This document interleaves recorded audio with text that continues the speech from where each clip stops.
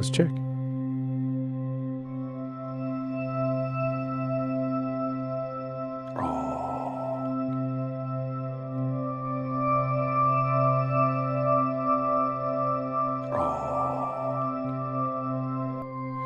Is Twitch twitchy?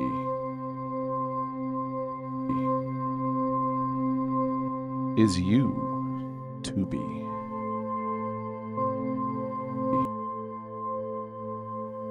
Is face bookie?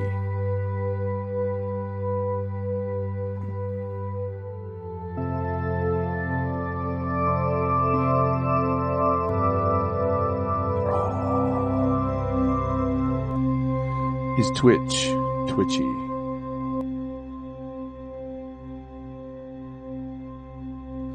How's Twitter?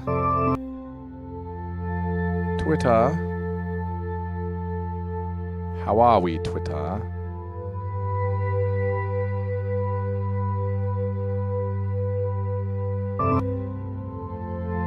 Twitter? How are we, Twitter? Okay. And Rumble? How's the Rumble? The rumble in your tumble. Are we, Twitter? Okay. And alright, I think we're good. We did Twitch, D-Live, Facebook, YouTube, Twitter, Rumble, Foxhole. I think that's it, right? 1, 2, 3. 1, 2, 3, 4, 5, 6, 7 channels. And we got a minute and a half till we launch.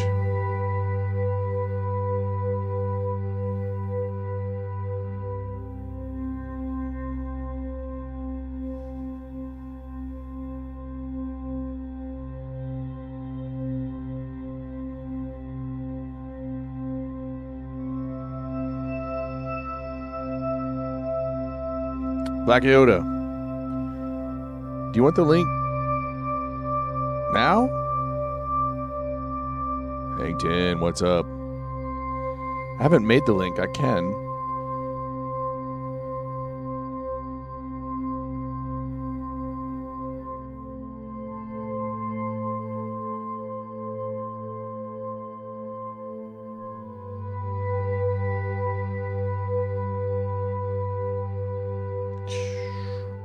Got a lightning strikes. How is Hangton Alien Surfer and Black Yoda?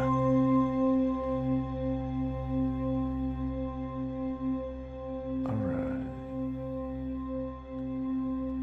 Drop it. We got 20. Hey, 5x5. Thanks, Rev. Got 20 seconds to go.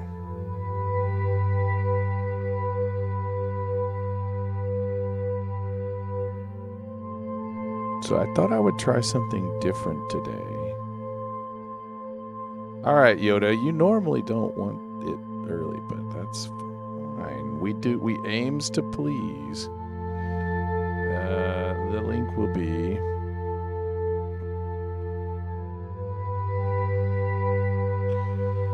let me get it here.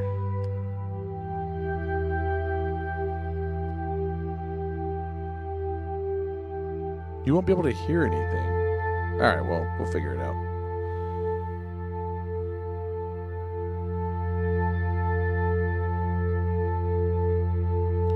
I'm not in there, but it's going to be this.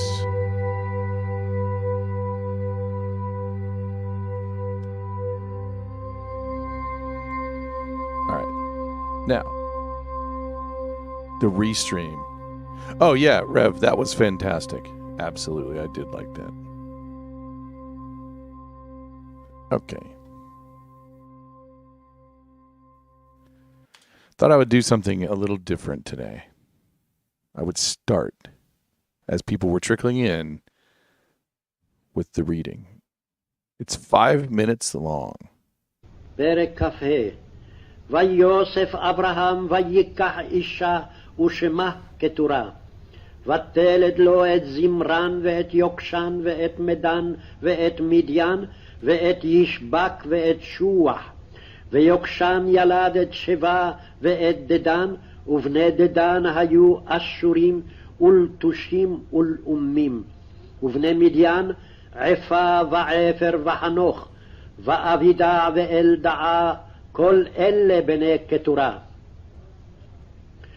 וייתן אברהם את כל אשר לו ליצחק, ולבני הפילגשים אשר לאברהם נתן אברהם מתנות, וישלחם מעל יצחק בנו בעודנו חי, קדמה אל ארץ קדם.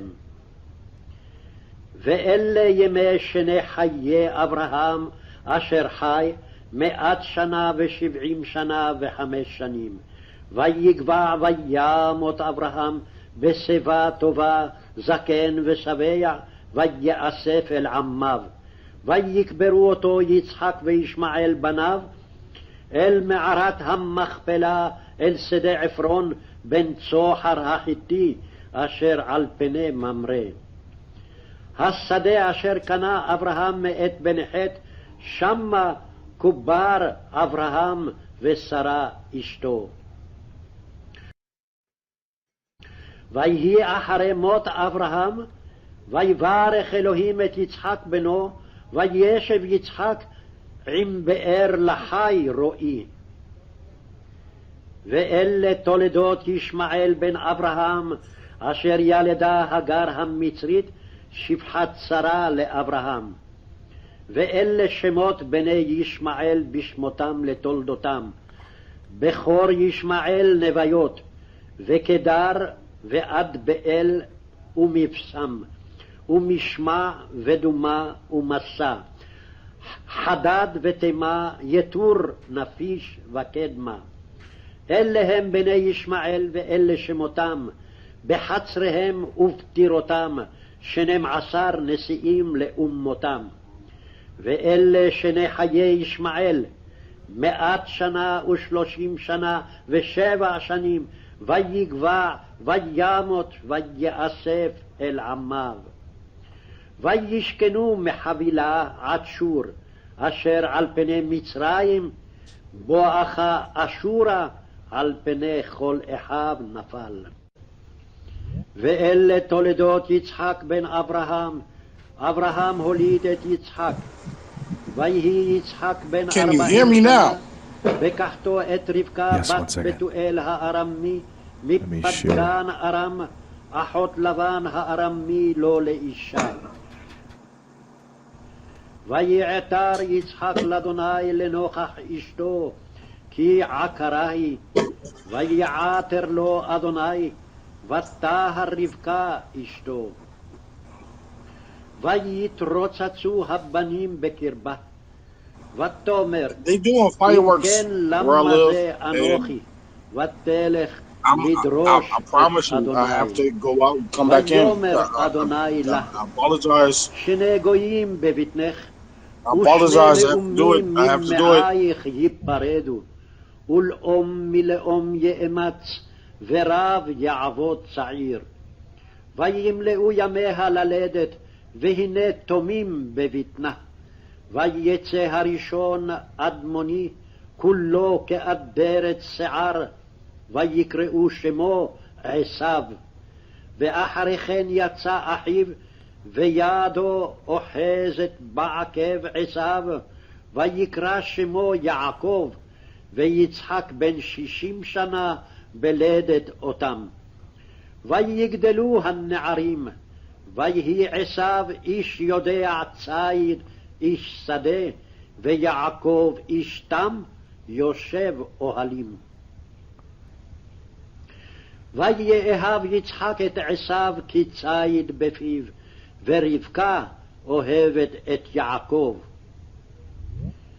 ויזד יעקב נזיד, ויבוא עשיו מן השדה והוא עייף.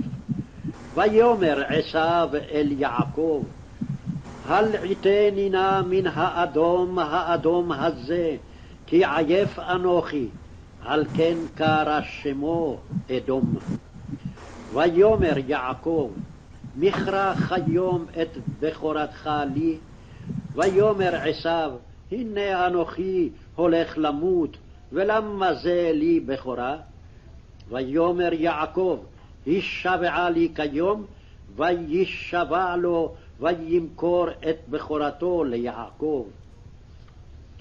ויעקב נתן לעשיו לחם ונזיד עדשים, ויאכל וישת, ויקום וילך, וייבז עשיו את הבכורה.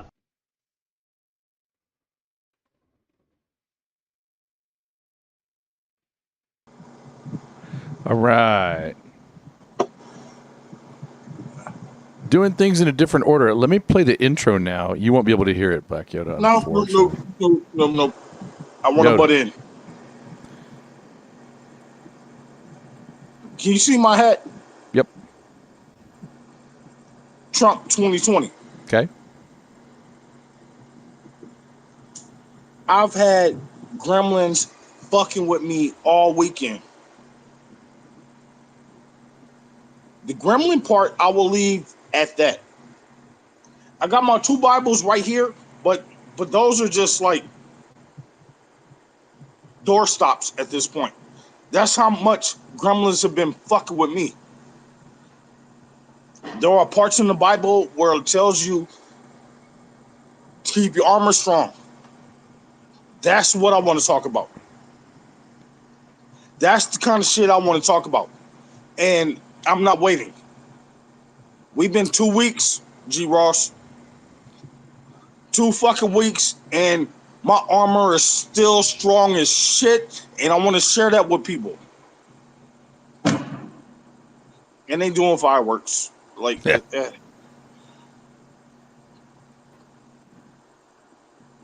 I don't want to wait for the verse. I don't want to wait for the translation. I want to do it right fucking now. And I ask for people to crash the party. Whether or not they do, they might not. But I'm here, you're here, the chat is here, right? 2 weeks. It's been too long. I need some Jesus, bro. I need to repopulate my fucking heart chakra. I feel like it's been drained. Make that make sense. I'll stop right there. Well, so the prep work I have is chapter 25. You still want to go there? Well, it's what I started the show as.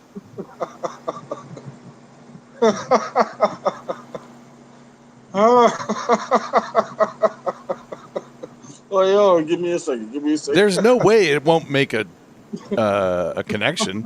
It always does. Oh, man.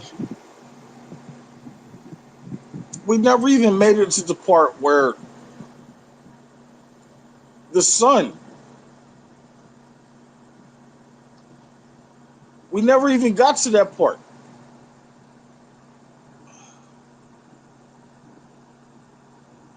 And that's actually one of the biggest parts that I wanted to talk about with the chat. If you want to try.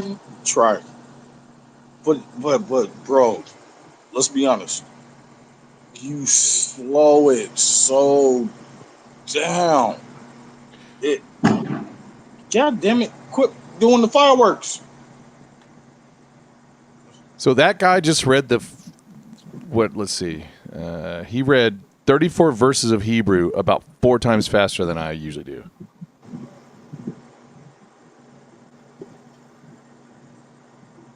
Wait, me?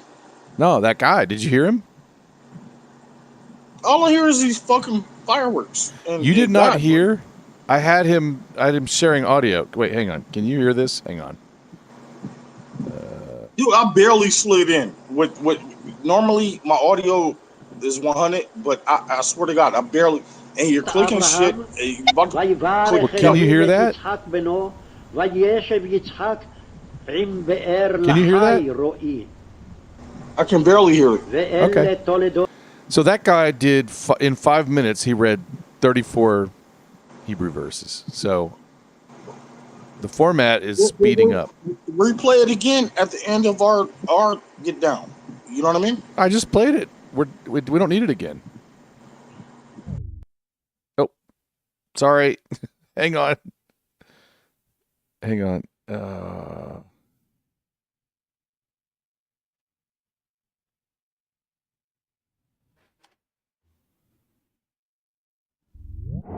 Sorry.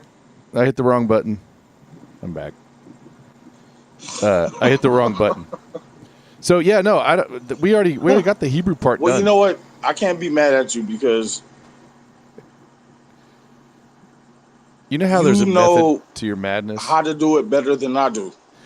Listen, that's the reason why I don't go live. There's no rules. You do, yeah, no, like whatever, however you do it live is awesome. You need to say something or shit. Hello? Test. Did you hear me? G. Ross. Hello? Hello, can you hear me? Hello? Well, fuck it. I'll go on autopilot until you click in. We were talking about the Bible, people. Can you hear it? And we're still in Genesis. And he's still popping off these goddamn testing. Fireworks. We were talking about Genesis. And we were talking about the different sons that were born.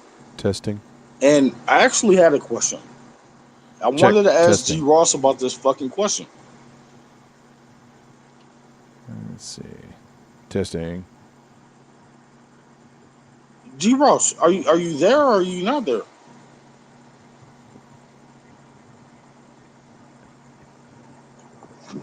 Yeah, Rev says differently structured change is good, right? Thank you. I don't think my audio is going through to Jitsi. Whoops. Hello? Wrong button. I hit F5. Check. Test 1, 2. Oh, there we go.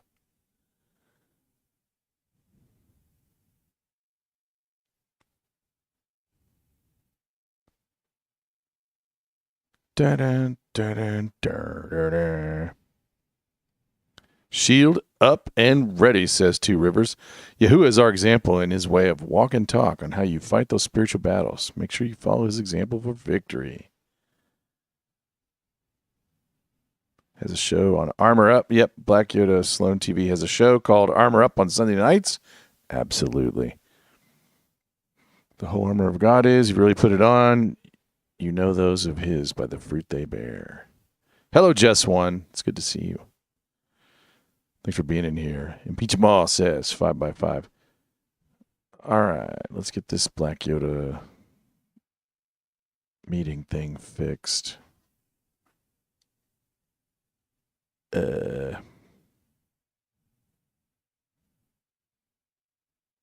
Check. 1, 2. I think there we go. Check. Check. Test. See, now it won't go. I'm seeing weirdness. Oi. Testing. Can you hear me? Can you hear me? Can you hear me now? Are we normal? No, I don't think so. Can you hear me? I can see you waving your hand, and I'm asking you, are we normal? Check. Testing. 1, 2, 3. 1, 2, 3 in this bitch. 1, 2, 3. Dude, the demons do not want us to talk. I know. You know what? I don't give a fuck if we're normal or not. The demons don't want us to talk. I'm going to talk because they hate us. They literally hate us. You got patriots celebrating 4th of July.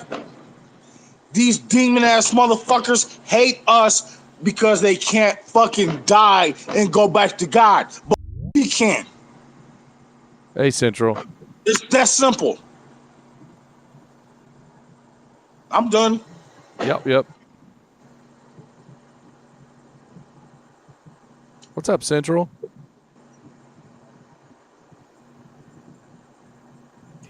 me. I see somebody's in here with us, but hey, people, we got technical difficulties. Central is in here. I've asked people to come in and participate. Demons are real. Can you hear me? Yep. Hey, can you hear me, Black Yoda? Hey. Check. I can hear you now, like the commercial. I can hear you now. I don't know what they're gonna say. I don't know. No, go, bro, go. I don't really have a specific topic to go off on. I can go off on topics, but no. Just run with the ball, bro. Testing. Run with the ball. Because we can hear you. Between me and G Ross, we have technical difficulties, Central. but you can run with the ball. I don't think Black Yoda can hear me. Black Yoda, can you hear me now? I think he can hear you. Hello, Black Yoda. It's delayed. It's delayed. The way I hear him is delayed. But Central, it's not delayed between me and you. I don't know really what I got to talk about. I don't know. Just run with the ball. I was going to bed. In your heart. Okay. Well, what's his name? Pete, great freaking podcaster. He did a show on Growing Earth, and I was like arguing with him about it. And I actually did some research before that. So, like 300 million years ago, the Earth started to split.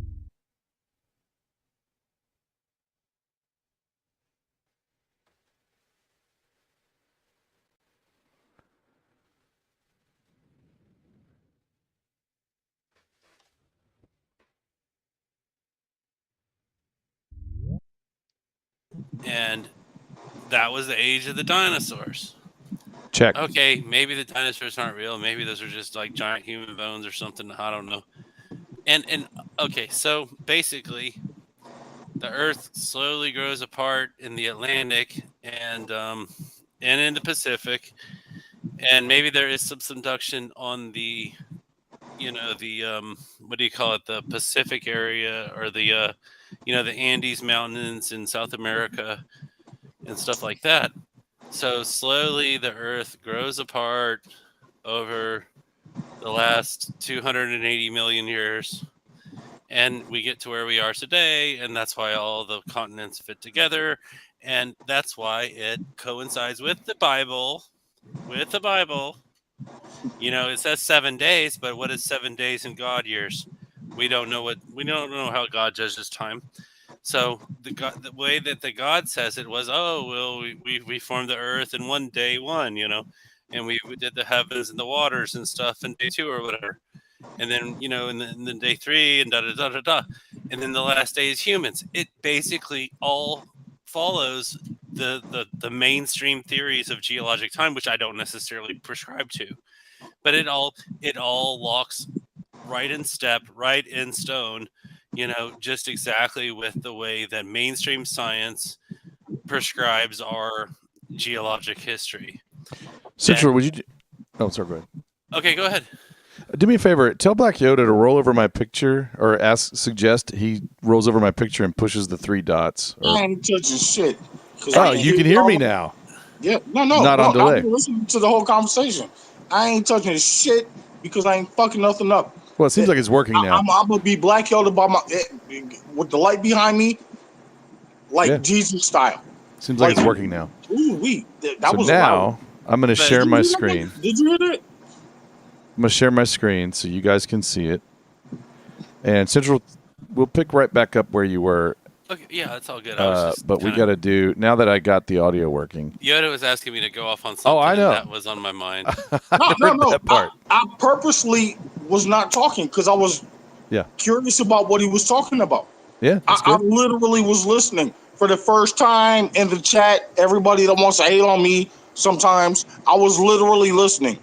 It's awesome. and I don't discredit the flat Earth theory and all that stuff either, because I don't know anything. I'm just kind of I'm just thinking about stuff.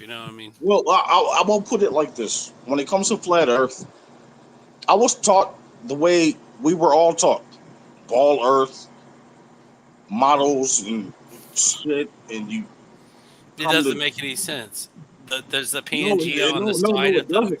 It globe. doesn't. That And doesn't so make any sense. how I got to flat Earth, a lady that was talking about Mandela effect that I adored. She was interviewing a guy, and at the end of that interview, he got to talking about flat Earth, and I'm like, "Are you fucking kidding me? I'm gonna crush this. I'm gonna crush this." Well, And I at mean, the end of there's the problems with it. I mean, wait, fly from hold on, North hold on. America to At the end of the Australia and interview, all that. at the end of, I'm being honest with you. I'm being completely honest. At the end of the interview, he had an hour and a half goddamn thing about flat Earth, Yeah. and I took the time to watch it. It's convincing, I know, but at the same time, people are flying from North America to Asia and North America to Europe and all this stuff. I don't You know. know what? There's, I mean, By the time I think there's I a got lot of to good. the end, by But the let's time I got to the end of that interview, I was sitting in my chair and I was like, God damn, those were some interesting points. yeah, Right it really across the is. water, that kind of shit, the moon, that kind of shit, interesting goddamn points. Exactly. So And this is the whole point of me watching it was to debunk it. I wanted to argue. Hmm. so this is the 58th episode of a Bible reading. We're interrupting it, Black Hood. We gotta be respectful of your Well, rules. does anybody want to read chapter 25 on the screen? No, let's Or I'll go do it. ahead I'll, with the let's go ahead with the Bible thump. I'll Because Once we read get it. the Bible reading over, the it is the whole commentary reason can why just we're be. here. I wanna read. Norm? Oh, yeah, please. So are you Can able to you see it scroll pretty easy? down?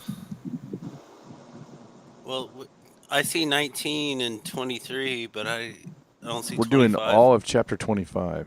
Should Oh, start with okay. now, So start from Abraham. the top. Yeah, Okay. Can I? Do please. I sound okay? You sound great.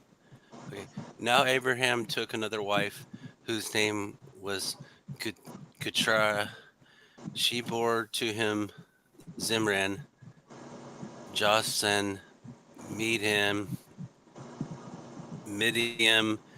Isbak, and Shua. Jokshan fathered Sheba and Dedan, and the sons of Dedan were Ashurim, Let Tusim, and Lehumim, the sons of Vidam. This is hard. The sons of Midian. No, no, the fact that you're trying is appropriate. I'm not laughing at you, but I kind of am. You know what I mean? Like Yeah, the I fact that know. you're doing it These is very appropriate. I'll stop. I'll stop. the sons of Midian were Epir, Hanok, Adian, and Eldah. All of those were sons of Keturah. Now Abraham gave all of them he had to Isaac, but to the sons of his concubines Abraham gave gifts while he was still May living, I ask you to and stop sent. right there? Go ahead. You got it. My grandmother is Hungarian, Okay. full blown Jewish. But if you saw me in person, you wouldn't think, you know, that black guy is Jewish. Not only am I protected by that, I'm protected by the promise of God. What you tried to read Okay. fucked it all up. You know what I mean? But Come on, give me a break.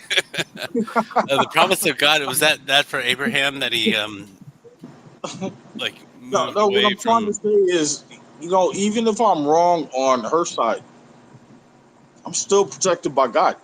I know this. Okay. Where did you God's leave off? promise comes back to me.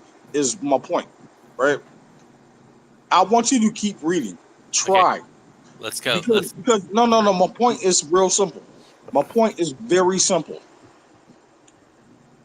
If you try to get with God, He will make the promise yours. I even told Addo this. Yeah. All you got to do is try to make the promise yours. Yeah. I swear to God, it's that simple. Okay. But you got to want it. Yeah. Okay, we're on verse 5. Now Cool. Abraham gave all that he had to Isaac, but to the sons of his concubines, Abraham gave gifts while he was still living, and he sent them away from his son Isaac eastward to the land of the east. Am I done? I'll take over. No. I think you still got some more chapters, bro. Oh, okay. You want me to do the next paragraph? Yeah, Okay. we're doing this whole page. Okay. Verse 7. These are all the years of Abraham that he lived, I'm sorry 175 it fell years. on your shoulders, but goddamn it did. Hey, it's awesome.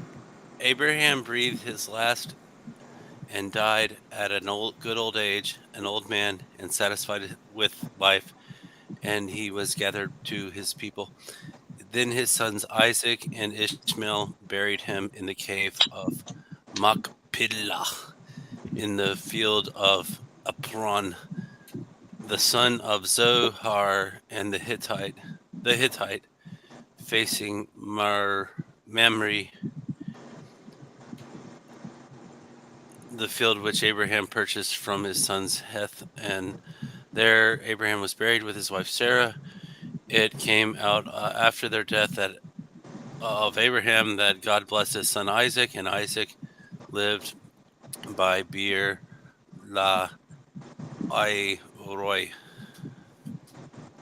And the next chapter is descendants of There's a part of me that wants to give him some relief because Sarah had already died way before this.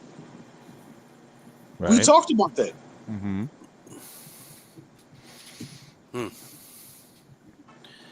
Let's give this man some relief. You know what I mean? Yeah. But we talked about that, G. Ross. So at this point in the Bible, and he's already making comments about Isaac and shit. Let's go. His sons Yeah, Isaac and Ishmael were buried. Yeah.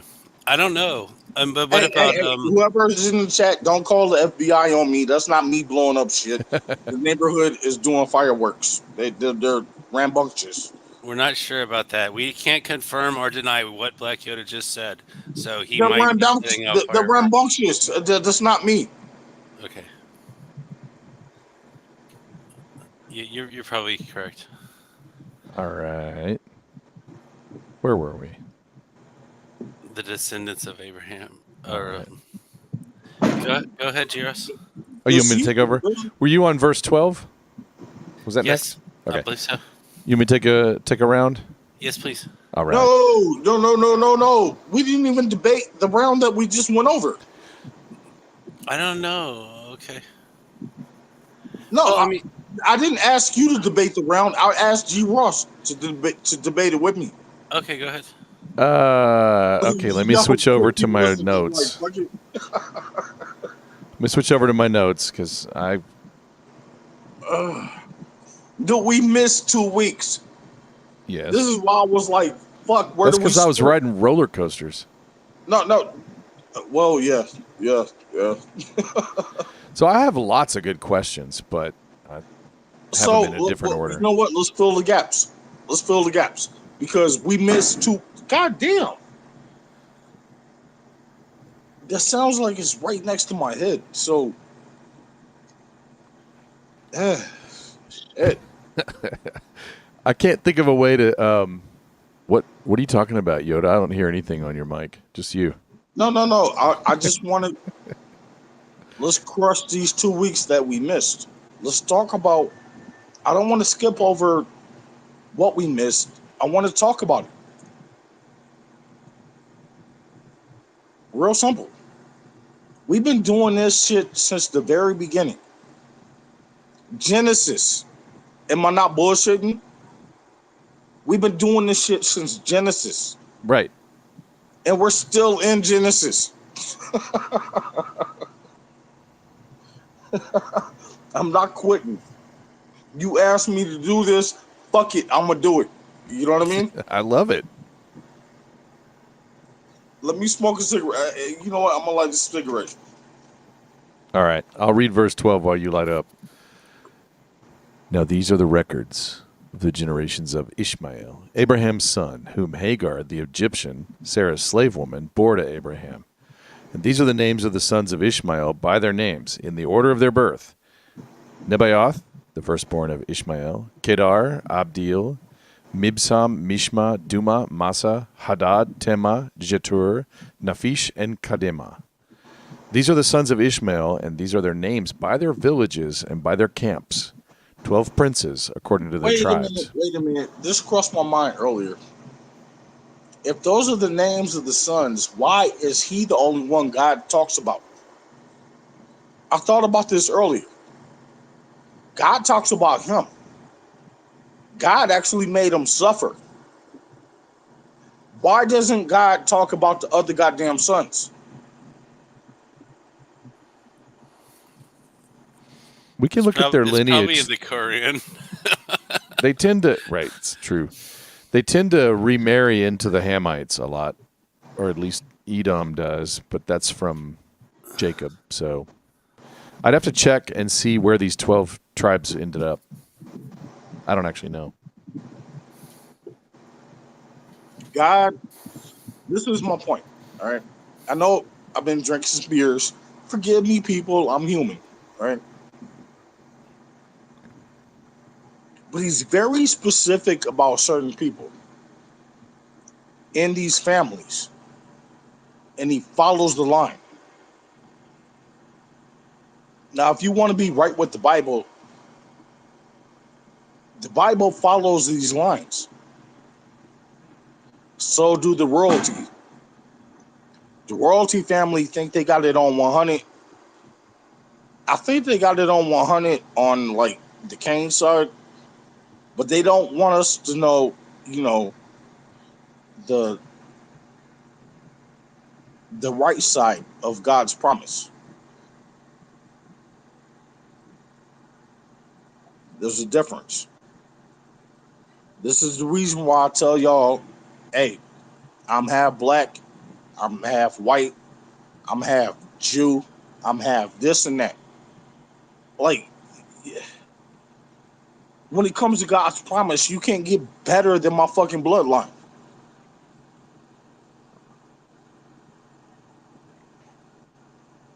Let's go back to the Bible. Right on.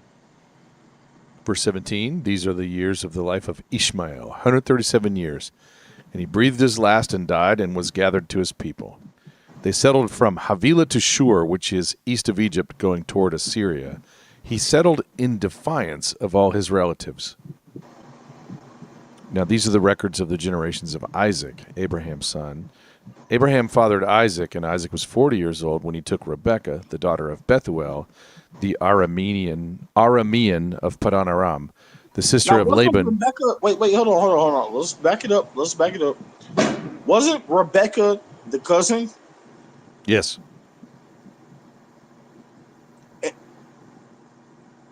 And he didn't even meet her. No. They were like, hey, we're going to meet her for you. I'm going to say, I have a good comment on that one, I think. Oh, please go. I mean, basically, I got my Trump hat on. Like, let's go. I'm just going to make it creepy as hell. They basically said, Isaac, we're going to send back home for a mail order bride who looks just like your mama. That's basically what they arranged. Oh, my God. That's what they did. Cannot make this shit up. Dude, nope. I tell people all the time, turn off your TV if you want to watch or pay attention to something that's good. Just open up the Bible and read. Just to start from there. Right. I tell people all the time. They don't want to listen to me, but I swear to God, this is why I agreed to do these conversations with you. It's going to be like 80 years before we finish. We joke about that all the time. You know, one of the things I've noticed is it goes a little faster once we get to these stories. They're written a little different. I think chapter 25 is going to go a little faster than prior chapters. No, it's only going fast because you ain't. We're trying to shortcut it for the sake that we missed 2 weeks.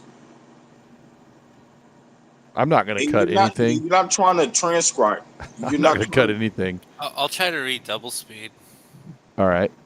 You want to take over? What verse are we on? I don't know. 21. Please. Please. Isaac prayed to the Lord in capital letters, on behalf of his wife because she was unable to have children. And the Lord answered him, and his wife Rebekah conceived. Wow.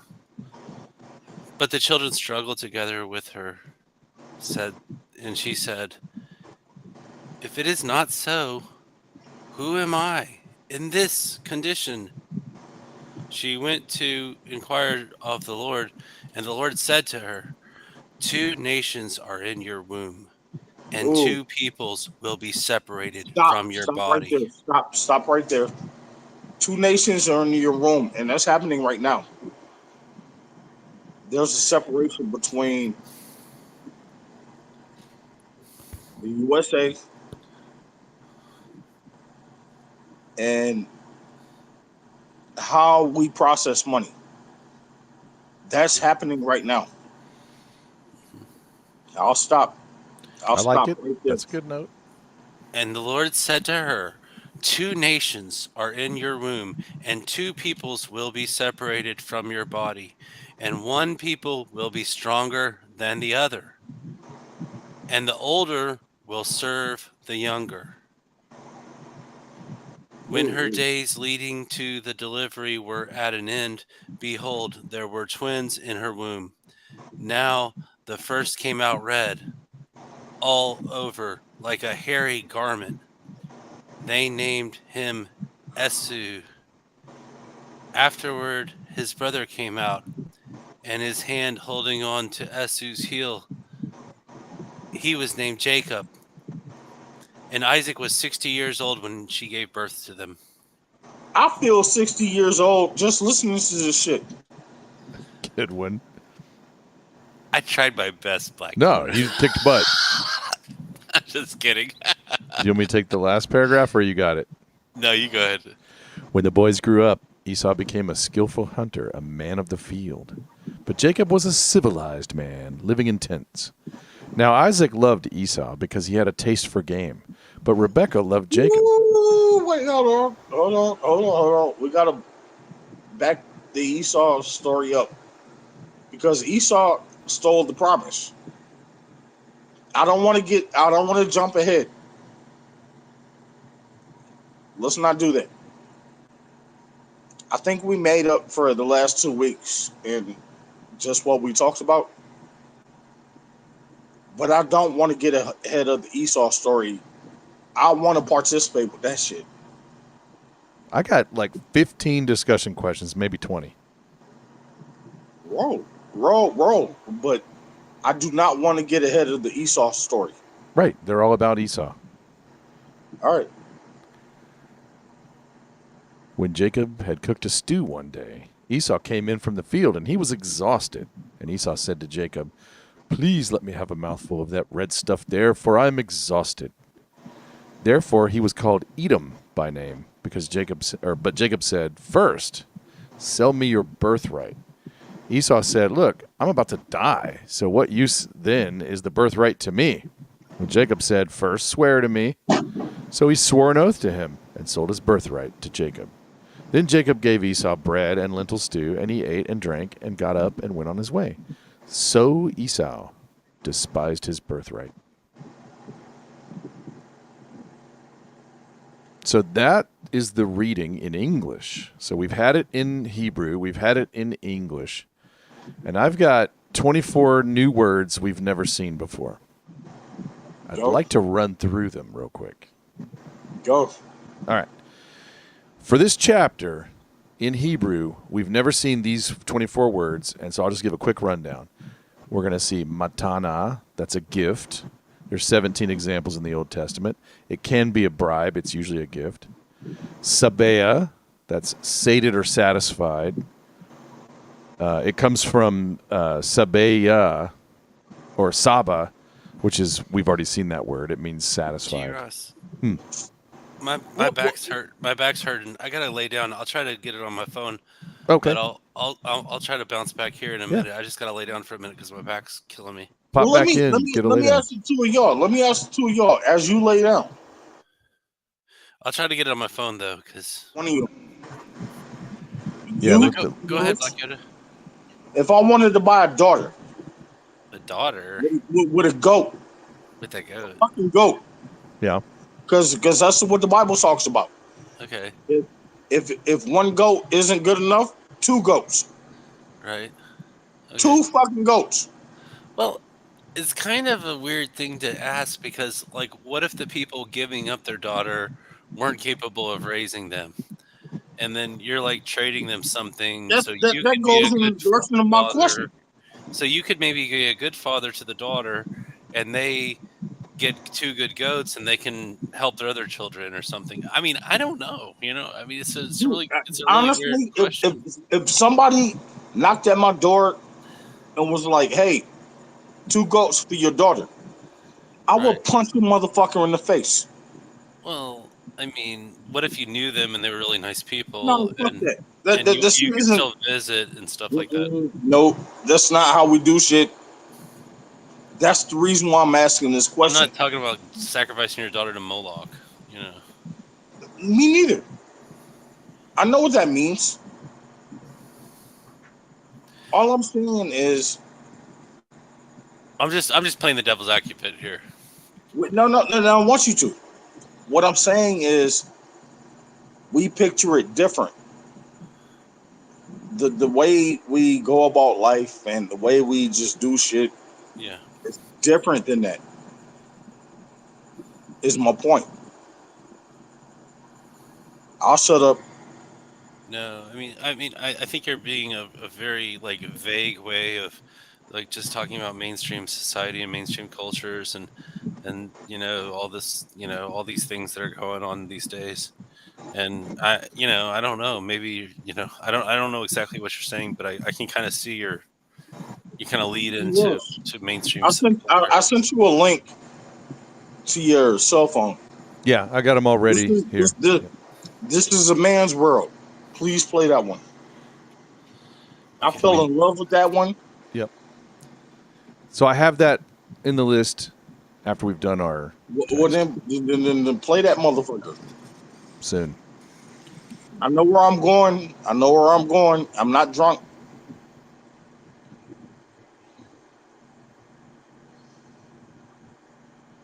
I've got it on the list for after this. We're waiting on you. All right. So Chatzer, that's a court. And it's got 189 examples in the Old Testament. It's actually related to a trumpet call, which makes sense because that sends you to a court. Are you talking about the I'm going to let the people know any new words because we've covered every single new word for the first 24 chapters. I'm not skipping this part. Fair enough. Tirah, encampment or battlement. 7 examples in the Old Testament. StudyLight.org says it's like a basket, so a container. Ummah is a tribe. It's a people. There's only 3 examples in the Old Testament, but it does come from M, which is mother, and we've seen that before. So I'm thinking brood. So basically brood. It's not of the father, though, which is interesting, as we've talked about that. So it's like nations come from the father, I noticed, and tribes come from the mother. Maybe. I just kind of noticed that. Athar, that's to pray or supplicate. 20 examples in the Old Testament. It has a sense of entreat or pray. And every time it's used, except for once, it's in relation to God. And the same word is used in this sentence for the request and the response. So he athars to God, and God athars back. So it's like a mind meld with God, basically. There's another thing that I wanted to bring up. Yeah. I apologize for butting in. No, you're good. There's a part of me that wonders, did God take a nap? Reasonable question. And is he banking on us doing his duty?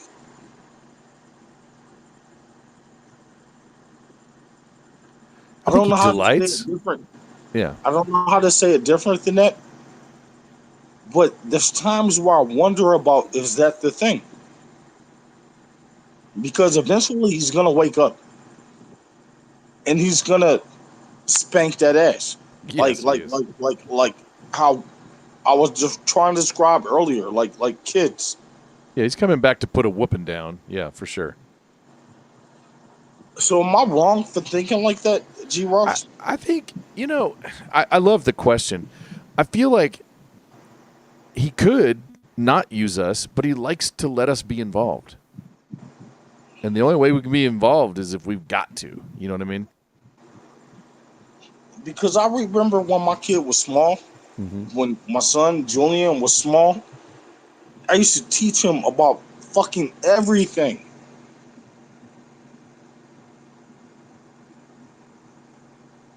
I even let him go live one night. My guy, G Ross, I let him go live. I heard him go live on Craig's show. And he kept it 100. Yeah, he kicked butt.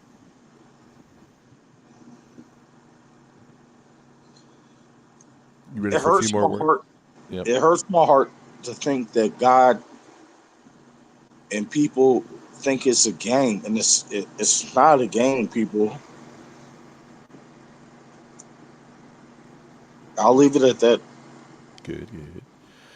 No cock. That's in front of or opposite to 23 examples in the Old Testament. It's like as a proxy in this sense, interceding for someone. So Isaac intercedes for Rebekah. Usually you'd see alpane for in the face of, but this is a little different. This is interceding for. Ratzatz, to crush, 19 examples in the Old Testament. It's a sense of being oppressed. Sometimes it's a skull or a dish being crushed. It's often oppression. And this is what she's feeling with the battle in her belly. Beten, that's belly, body, or womb. 72 examples in the Old Testament. Usually womb can mean guts or body. It does actually mean sibling a couple times, so it has a bloodline sense to it. Leom is people. There's 36 examples in the Old Testament. It's usually a peoples or a nation, so it's like a culture or a people's group, which is interesting to me because the Bible really speaks that there are cultures, and they basically come from family deep down. Ametz, that's to be stout, strong, bold, or alert. 41 examples in the Old Testament. Really just courage or strength. Teom, that's twins. There's 4 examples in the Old Testament, and 2 of those examples are right here in this chapter. In the book Song of Solomon, it's used twice to mean twins, and it's a euphemism for boobs. So, like the twins. I kid you not. So we know that word means twins, even though it's only used 4 times. I'm not even going to comment. I know. I'm halfway done with the words. Admoni, red or ruddy. There's only 3 examples, and it's similar to the word Adam, which is red, which is used 10 times. One time it's used to mean wine, but it can also mean like a condiment in an Arabic sense, in the same roots in Arabic. So I don't know for sure it means red. It seems likely, but I don't know it's proven. I'm not an expert. Adareth, that's glory or a cloak. 12 examples in the Old Testament. Usually means a mantle. A couple times means a cloak. Comes from the word adar, which is a widespread glory. And Study Light points out that it's the pictograph means a swinging door and a man's head. So it's like the influence of a man looking far and wide. So I'm thinking at the end of the day, this is a big outstretched coat. Sayar, which is hair, 28 examples, always translates as hair, straightforward. Tom is complete. There's 14 examples in the Old Testament. It means blameless or guiltless. The same word is used to describe Job as blameless. Isaac seems a bit whiny, but here he's called Tom, even though he is the heel grabber, which chat was earlier saying means he's the usurper, which is a Hebrew play on words. Go ahead. Can I interlude a Please. second for Cheetos? Yep. Okay, so when I went to Yellowstone National Park, we went to the Grand Tetons, and so those were Nice. the French people named those Tetons as two boobies. Nice. Yep. That's what the Tetons. So That's awesome. It's two giant mountain peaks. And what was the word here? Teom. Yeah. Twins. Okay, that's okay. Awesome. I was just commenting on Black No, it's good. comments. Okay, sorry, bye. The twins, you know. I kid you not. Song of Solomon, straight up.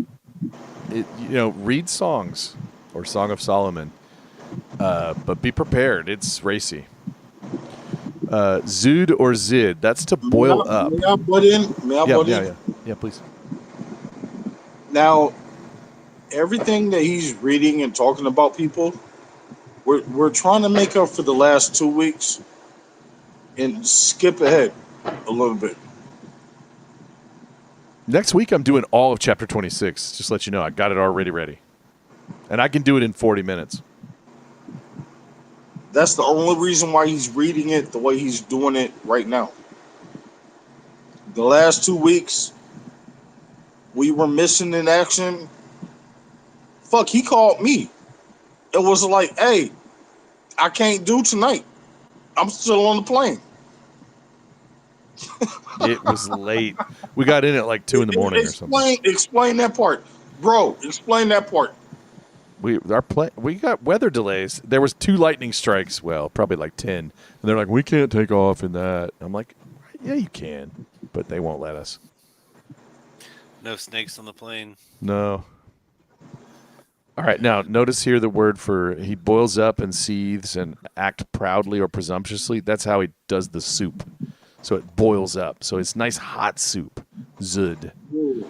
Nazid, that's something sodden or boiled or a pottage. I picture that like tar, like yeah.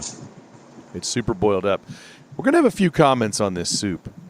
Pottage is nazid. There's 6 examples. What verses are you on?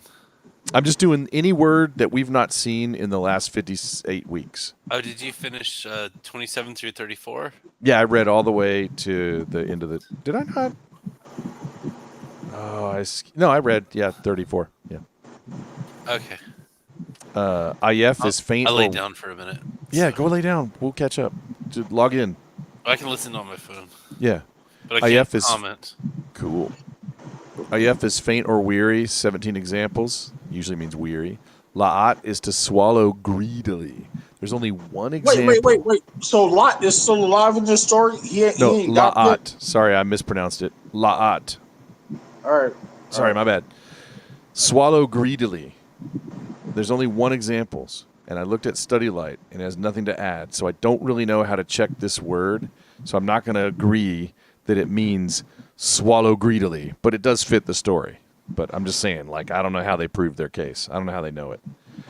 Adom is red. There's 9 examples in the Law and Prophets. In Kings, it's used as the phrase red as blood. So it's definitely a color word. Wait. I got to add this to this. Yeah. They use the type of resin that we don't know about. But it was known to them. And it was like eggs and bacon. Whatever the fuck that resin is, they used to make it all the goddamn time. I don't know what it was. I bet you Duppy knows. Oh. You know he knows. He probably would. And the fact that I'm saying would, people, take it with a grain of salt. You know what? I don't really like the way Jacob did this whole deal. No. His son, his friend or whatever, his brother or whatever it was, came in tired and he said, "Hey, I've got food. Sell me your birthright if I give you some food." I mean, that just seems kind of crooked. And like, what is a The birthright really? whole way that story What is a goes birthright worth anyway? is I mean, who he cares? jumped in, dude. He literally slid on the gloves. Look, I'm about to die. So what is the No, use? He slid on the Of this gloves. birthright to me. And Jacob said, "First swear to me." So he swore his oath to him. So it's like he was in a weak situation, and Jacob kind of took advantage of him to sell him a birthright. So we about to jump the gun. All right, fuck it. Let's talk about it. Go ahead. He slipped on the gloves. All right. It's just like Moses. And he teased his father. Moses was drunk in his tent, all naked, and one of his sons told his other brothers, "Look at him, he's drunk." And then they this Ham, and they, chased him out of nowhere. Hey Yoda, I just want to let you know that some of the chat is a little cringy on GD. Just to alert you, they're saying something. A little crunchy on what? Cringy when you throw GD.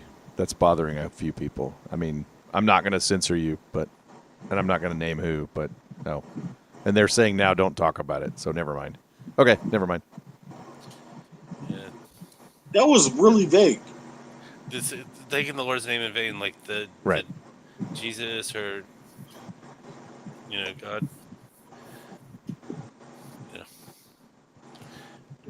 Just some of the words. I'm not even that super religious. The swear words. Apparently, I'm not supposed to cuss.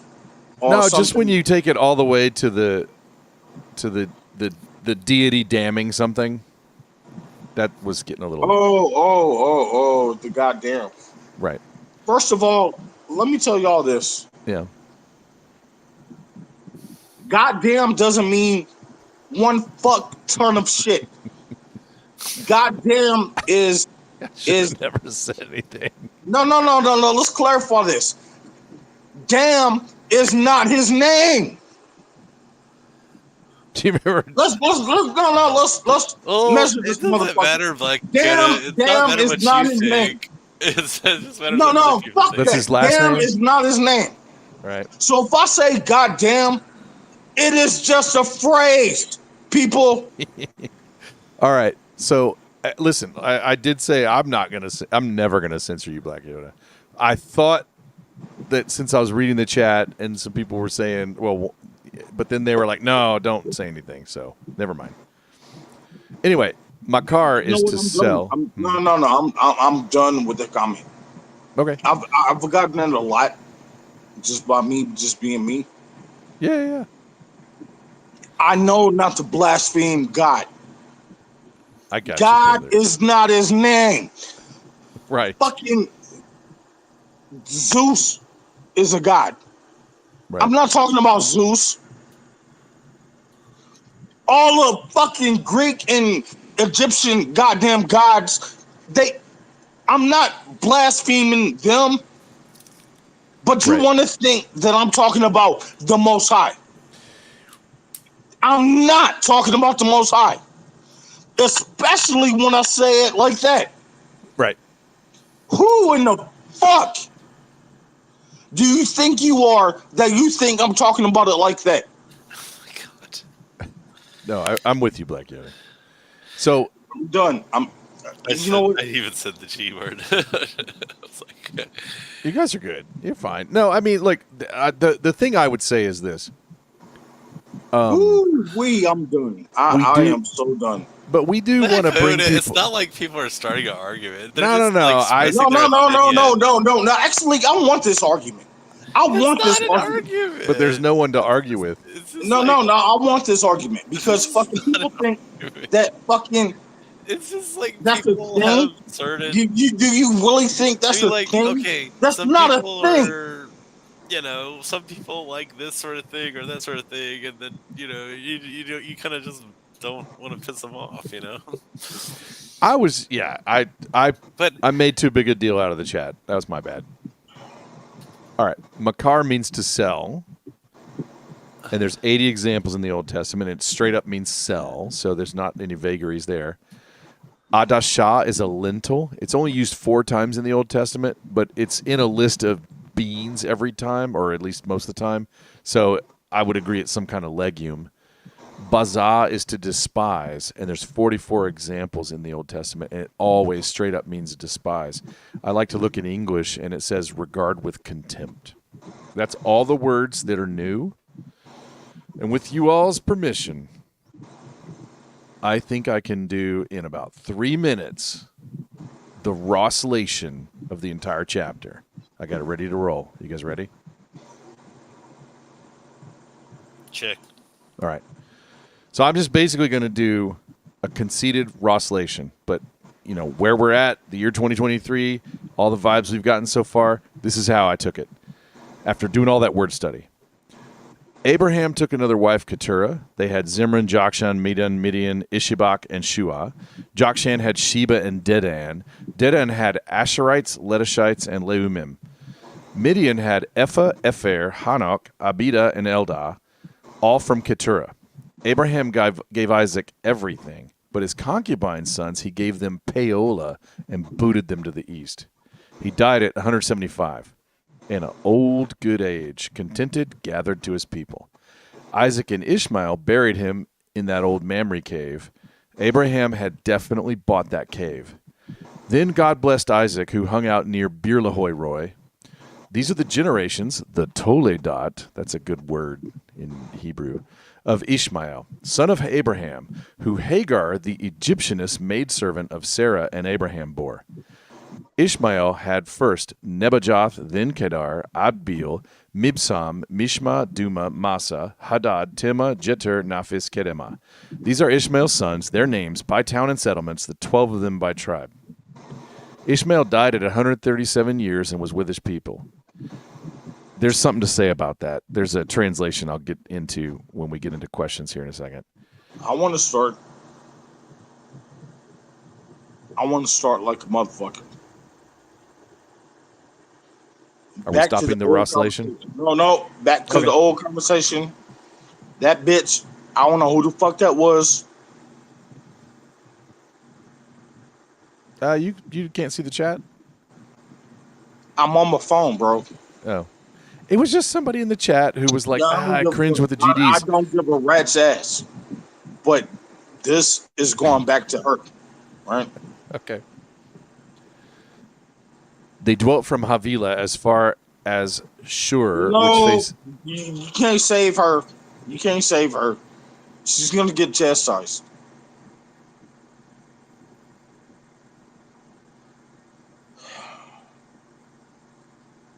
I can't see my conversation.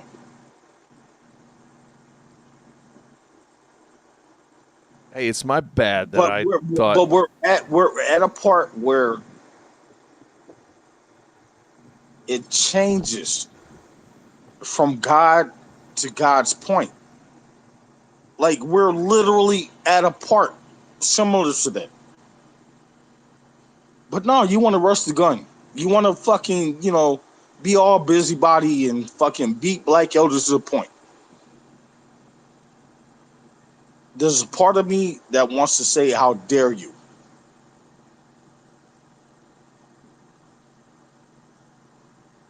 I'm a little lost. But when my grandmother died, COVID. Right. All I wanted was for them to just share the truth. Now, I want everybody to shut up. Everybody shut up.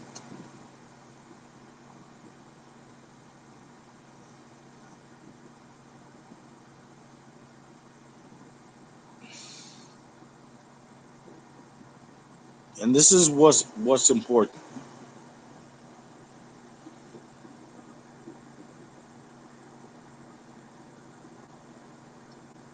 All I wanted was for them to just tell the truth. But it wasn't until later, when she died, that they tried to tell the truth. And they realized, oh, shit, Black Yoda was talking about that shit right there. Want it.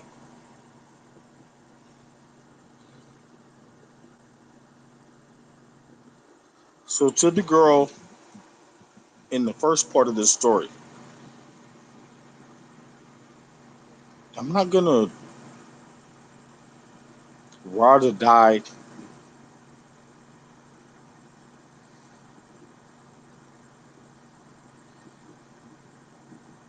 There's been so many episodes that I've been trying to share the truth with people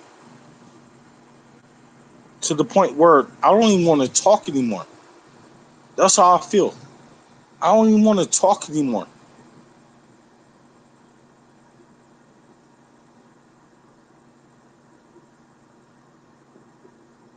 Black Yoda out. I don't have nothing else to say. Well, thanks for sharing that, Black Yoda. Where's the red button in the ditch?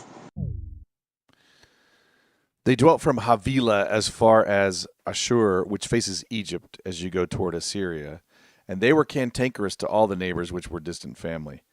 And again Ishmael died. One translation I noticed, Young's Literal, said he died near his family. And there's a debate. I want to put this chat. I want to put this link in the chat. Let me give it to the other.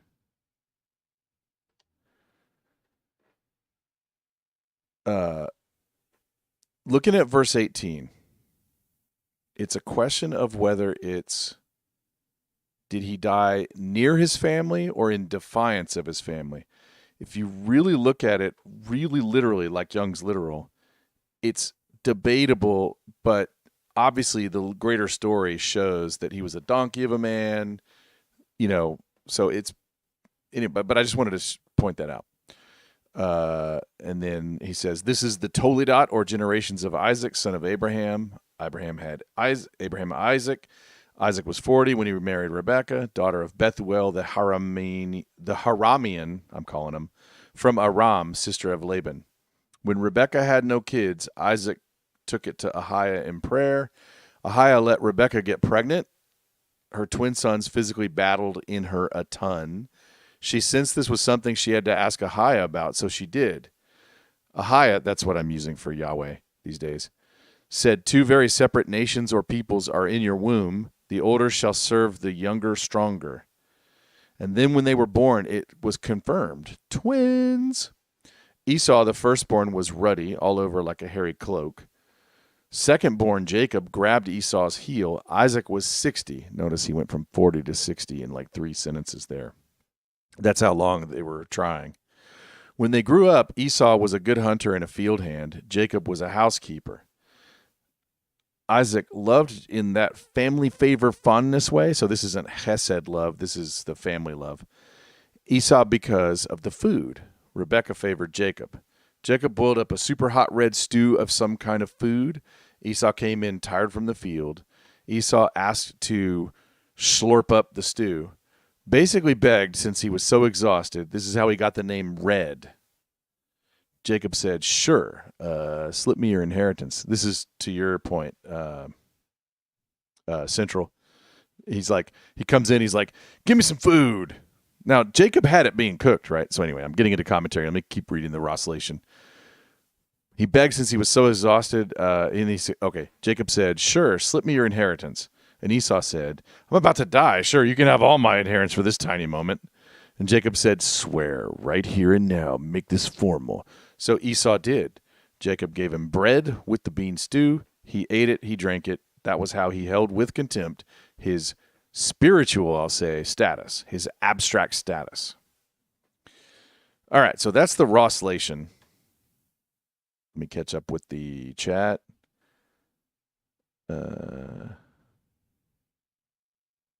Mother. Yeah, no, I appreciate that Yoda shared. He's talked about, the losses. He's been through a lot because of the scamdemic and everything. Like, he was just talking about some of it. There's more he's talked about before, like the job situation and what they did to him. Absolutely. I'm glad he shared that. Anyway, so I miss him already. I hope he's having a good sleep. So Central, what I usually do at this point is read our story so far. Are you with us, Central? Hey, I'm still here. Cool. I was listening on Usually the I do phone, this. Say again. and I just finished your retake of the story. Oh, you were listening on the phone. Yeah.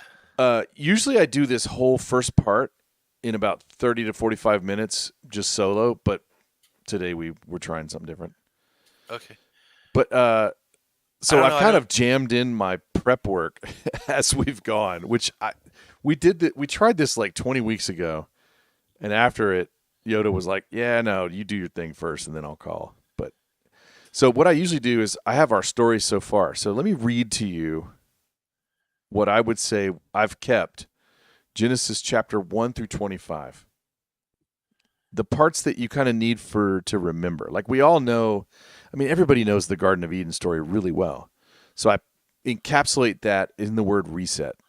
So like after the water-based reset, that's everything you need to unpack Eden, the fall, and the flood, if that makes sense. So I've really crushed it down. So here, let me read it to you. Sounds After the good. water-based reset, remember no demon half-breeds, no murder, no blood drinking. Among Japhethites, Shemite Abraham moved to Philistine, had donkey man Ishmael with an Egyptian. Ishmael had 12 princes. Abraham blessed the world by almost sacrificing his Hurrian son Isaac, who ended up being an anchor as they brought Laban's sister, Bethuel, the Haramanian's daughter, Rebekah, down to Canaan from Haran to marry him. After Sarah died, he remarried and had a bunch, but sent all those sons east and gave everything to Isaac. Isaac asked Ahiah to give Sarah kids, and she got prenatal battling twin sons. So she went to ask Ahiah why. And Ahiah said, "You have two nations, and the younger twin's nation will rule the older." Turned out to be ginger Esau serving grabby Jacob. Jacob and Esau traded status through a tricky soup ceremony. And that's our story so far. That sounds pretty good. Didn't Jacob become a slave or something? Or Joseph. Joseph gets sold uh, into slavery. Joseph, and he was That's the architect for the yeah. pharaohs. Yeah. And And then, Joseph is Jacob's kid. oh yeah. That's right. That's right. Yeah. So Joseph, he had the coat of many colors, and then he got sold into slavery, and yeah, he became like the head foreman, and he was like good at math, and he was like building all the stuff, and then somehow it transitioned into Moses, and Moses is like, you know, did what Moses does, Yeah. Mm-hmm. I don't know, man. So I Yeah, you have like, summed it up. yep, I mean, you talked to some of your summary stuff I didn't even know about, but yeah. Well, and I've got, let's see, 1, 2, 3, 4, 5, 6, 7, 8, 9, 10, 11, 12, 13, 14, 15, 16. Looks like 17 study questions for discussion. uh, And I know you're ready for it. I'll give it my best shot. I don't know anything. No, it's all right. I mean, All right. you Yeah, show a lot of awareness, like you're remembering like Joseph sold into slavery and all this. So okay. one of the things that we picked up in this, I think it was in this chapter, is, and I hold Moses to be the author, is he died at a contented age. And it makes it sound all poetic and great, like, hey, this was a great life. And one of the things I always get hung up, and I'm 55, my whole life that I can remember, I get hung up on this whole death thing. Do we really, the Bible says the original design was not to have death, and it says we're promised life after death. So did Abraham really understand heaven? Because Moses, the author, if Moses is the author, is saying, no, he was chill. We're talking about when Abraham died. So I'm wondering if Abraham already had some awareness of where he goes. Does that make sense? Yeah, I don't know, and I don't know where we go. I mean, even though I'm somewhat religious, Right. and I do follow the New Testament, but I've got a lot of unknowns about life after death and hell, heaven and hell, and things like Mm-hmm. that. But I just know like what we are right now is what we should focus on. You know, but no, I don't know what Abraham was thinking. I have no idea. Right. I don't But know. the author says he was content, essentially. And so I'm thinking, whether he was right or wrong, Abraham must have been, for some reason, kind of chill. Yeah, I mean, he walked from what, Babylon all the way to Israel. Yeah. Well, he was, So yeah. he's like, okay, I'll do whatever you say. Like he was going to kill his own firstborn. Yep. Like right there. I also want to put in the chat the study screen back on. So Everett Home, I saw that. I think I can put, let's see. I don't think I have, Rev, I'm not showing the text anymore. If I do show any text, I'll make sure to put it on screen. I want to put in the chat. There's this link. You can catch it at your leisure. There's a wife concubine category here. So Abraham takes Keturah, a second wife, but he treats the offspring kind of like concubine offspring, but not quite. So I just wanted to share with people a little bit of essay, and I put it in the chat. We're not going to cover it tonight, but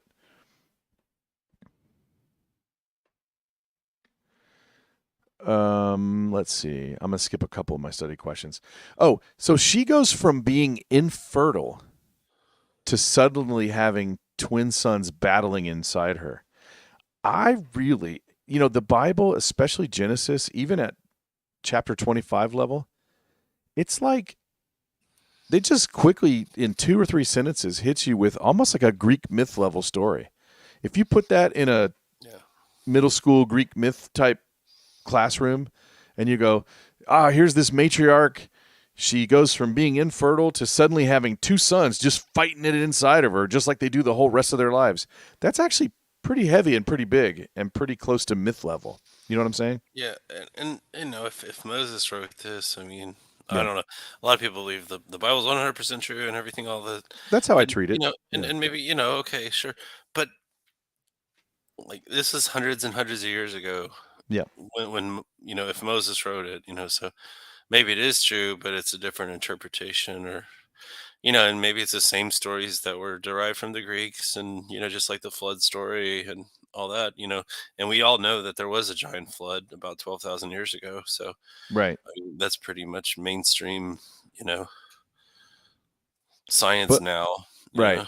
But like my point is they don't, the way it gets distilled down is like, you could make like a 1-hour action show out of just those 2 verses.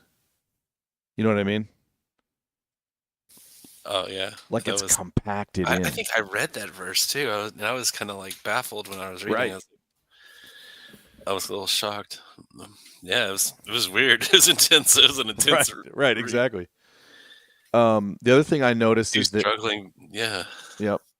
But I thought that was like Sarah giving birth to Ishmael, and then she already had Isaac, so that was the 2 nations. But then there was like another birth or something. Was that right? It goes fractal in nature.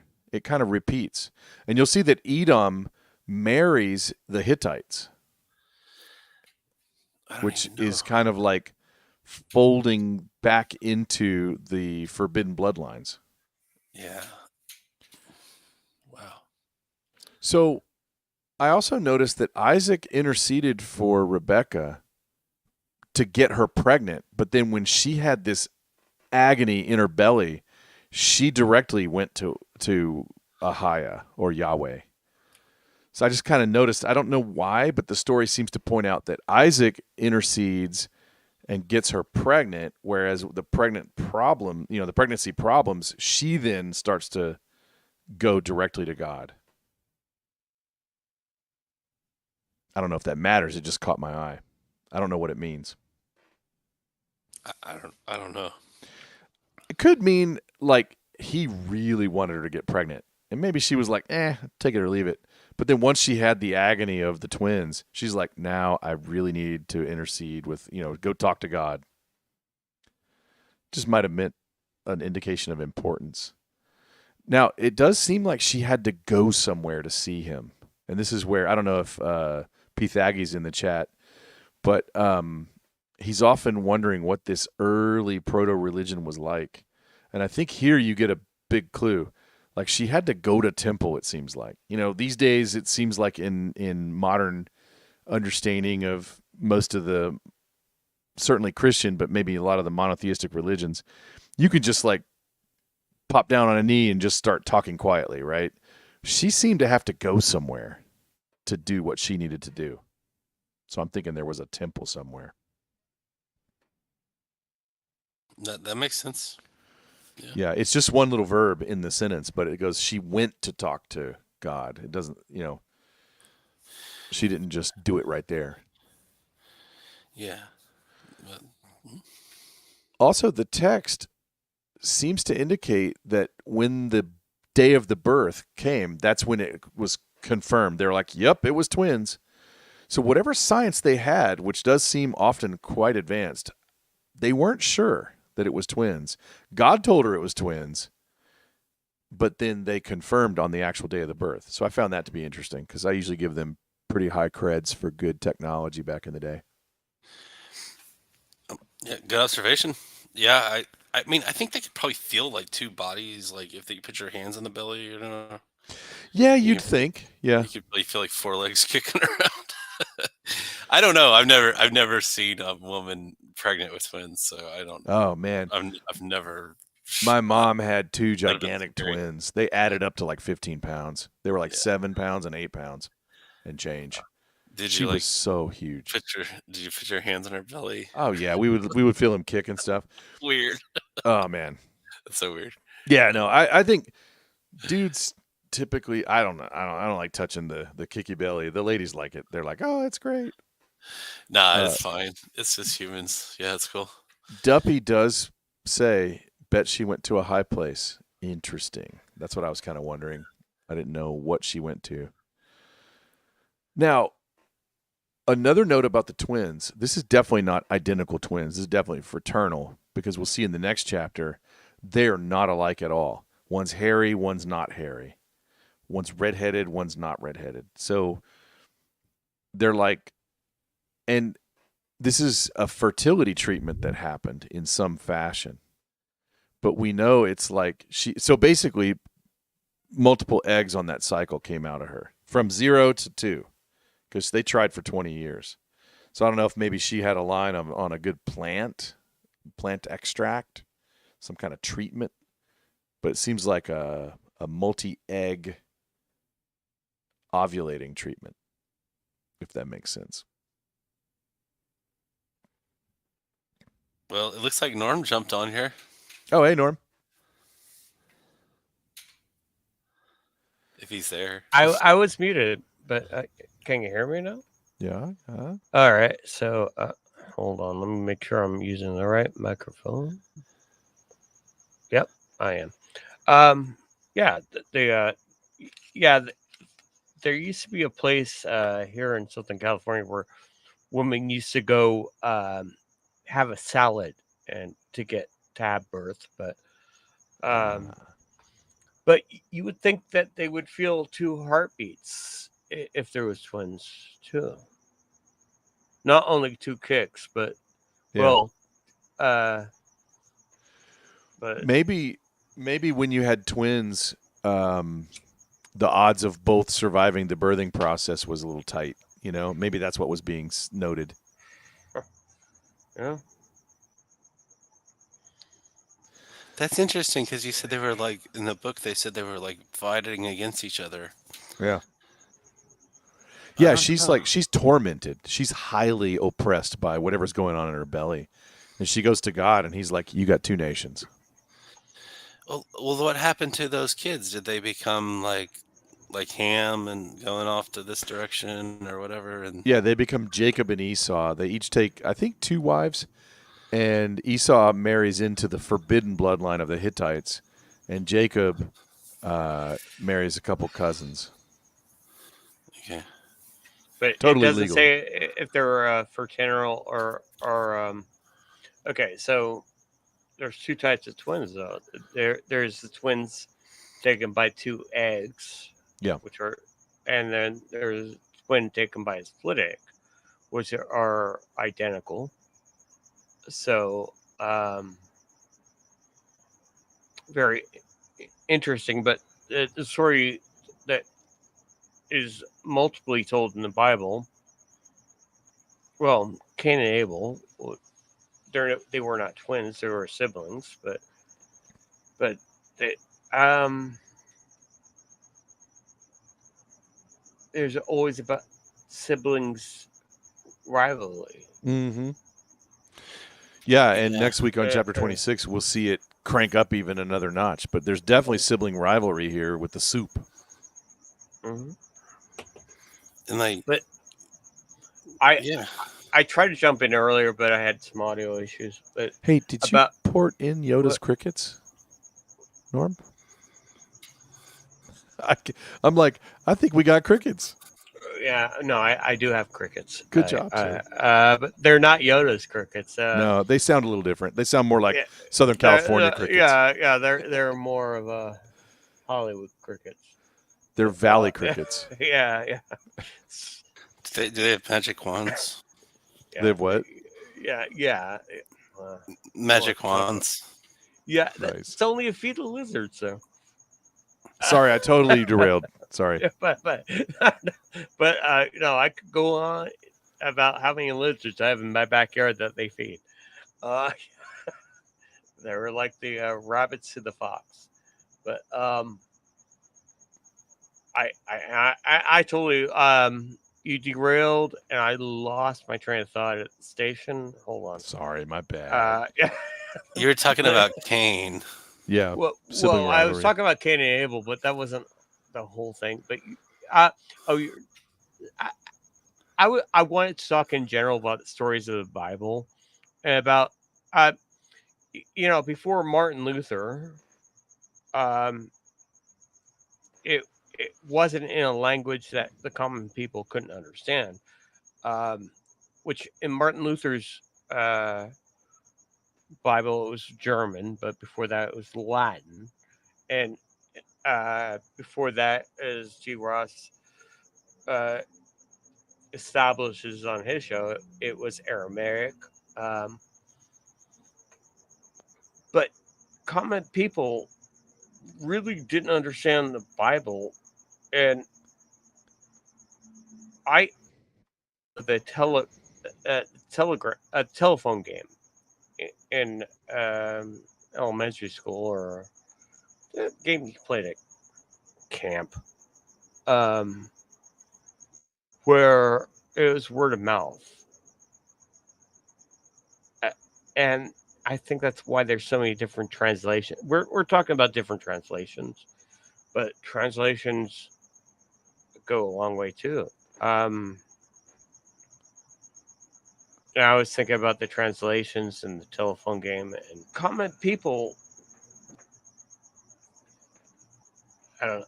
G-Ross, what are you thinking? I see the contemplation in your face. Oh, I was looking at a different screen. No, I'm tracking with you so far. Like, one of the things I like to do is look at 5 or 10 translations. If a verse looks a little dicey, I'm like, why are they saying that? I don't like to stick with just one English translation. And you know me, I like to try to look at the Hebrew words and see where else they're used. And so, actually, this chapter had a couple words. I'm like, the way he eats the stew, in context, we can gloss right over that word. But it's only used once in the whole books. Well, I just remember when I was playing around with Google Translation when it first came out. And I was trying to figure out, because I had a lot of, when I was doing martial arts, I had a lot of Asian friends. And I was trying to translate the Asian into English. But what I would do is translate the Asian or the English into Asian and then translate it back into English. And it was a lot like the telephone game where I was like, I translate something into Japanese. Right. Let's say, just for example. And it would say a boat floats in the water. And then I translate it back into English, and it would say uh, a floating shit. I'm like going, what? So not a sinker, but a floater. Yeah. And so translation of the Bible has happened how many times over the years? So I took that into effect when I started studying. Well, I started studying martial arts after I started studying theology, but I think that's one of the things that caught my attention. And, and the whole Martin Luther story about how he translated into German from Latin, but originally it was in Aramaic. And there is a lot of things that are lost in translation with the Bible, well, with history in general, I think. Yeah, for sure. And that's why I like your show, G. Ross, because you go back to the original and try to translate it originally, but or at least look for signs of hijinks, if that makes sense. Yes, exactly. Like, I'll give you an example of, like, I studied physics a lot in university. I've gotten quite rusty, but I could go and read like a real top end, high end, like, UT, University of Texas particle physics paper, and it would be a little above my head. But especially if you would read like people debating topics, you could at least kind of get the gist and tell if they were full of it or not. You can translate the language. I study physics not academically, but let's say recollectionally. I say theoretical because I've read Michikazu stuff. I've read Stephen Hawking stuff. I read the other guy I'm thinking about, but it was recreational. It was no means academic. I mean. But I'm just trying to say, like, I'm by no means got any Hebrew schooling at all. I'm just trying to go in and take the tools of the day and just kind of check and see. And so far it's measuring up pretty well. I think most of the translations are pretty close. I agree with you, but you're doing this not academically. You're doing this recreationally. Exactly. Which is the point I was going to make. It's like recreational knowledge is sometimes more accurate than academic knowledge, because Einstein was not academic at all. Right. He was a patent clerk. Right. So when you're talking about physics, especially, and he turned the whole world of physics on its head. Right. In the 30s. So. Yep. So I think recreational knowledge is actually just as important, if not more, than academic, because the academics kind of turn, they kind of shut things off at a certain point. If they don't bring it out to the public square every now and then for a smell test, they can get stuck in cul-de-sacs. Is that a reasonable way to put it? Yeah, well, or echo chamber. Yeah, it's an echo chamber of their own diarrhea. Whatever. Right. Yeah. Good. Very good point. So it's the sort of the common man smell test is what I'm sort of sensing. Can I butt in? Please. Go ahead. Okay, so I was listening to Mike Adams, a health ranger. Yeah. He's on July 4th, his podcast, and he was talking about, like, okay, how can beings go interstellar travel?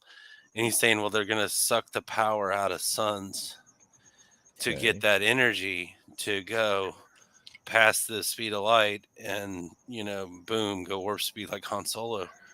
And then he was, he's kind of just postulating this stuff. I mean, he's not saying this is true or anything, but he's just kind of like theorizing. And then he was, what else was he saying? Oh yeah, he was saying they're like sucking the stuff out of a sun. So there's like all these, and then he said there's hundreds of suns or stars, that have gone missing from the star charts. And I was like, whoa, that kind of freaked me out a little bit because he's like, oh, I was like, okay, so maybe there are aliens that are sucking the sun's energy. And actually, I've seen a video of something on the sun, and I don't know if it's CGI or whatever, but then something came up to the sun and started sucking up the sun, and then it just popped out, Right. And that was several years ago. Oh, I saw that video. I saw that video too, where it looked like something was going up there, and then there was like a tether cord almost going, like what we would call it, like a sunspot, like it's sucking and making a sunspot actually. Right. And but yeah, those are all just theories, but the academics would like write them off as something else. Like they would find an excuse in their own little echo chamber. Yeah. But and then Mike Adams, of course, he's the doom and gloom guy, and he's like, well, now they're in the Earth, and that's why they're doing the injections and the depopulation, because it's like Earth would be a heck of a lot easier to take over if there was less people.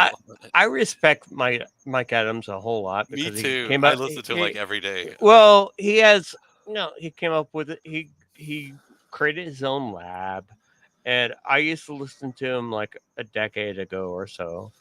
And but there are sometimes you get caught in your own echo chamber, and with him, I take everything with a grain of salt, and he's a bit doom and gloom sometimes. Yeah, well, and he's over the top. Like he was everybody with a grain of salt, but oh yeah, well, there was times when everybody was saying, "Oh yeah, this is gonna happen, and we're gonna, do all this and that."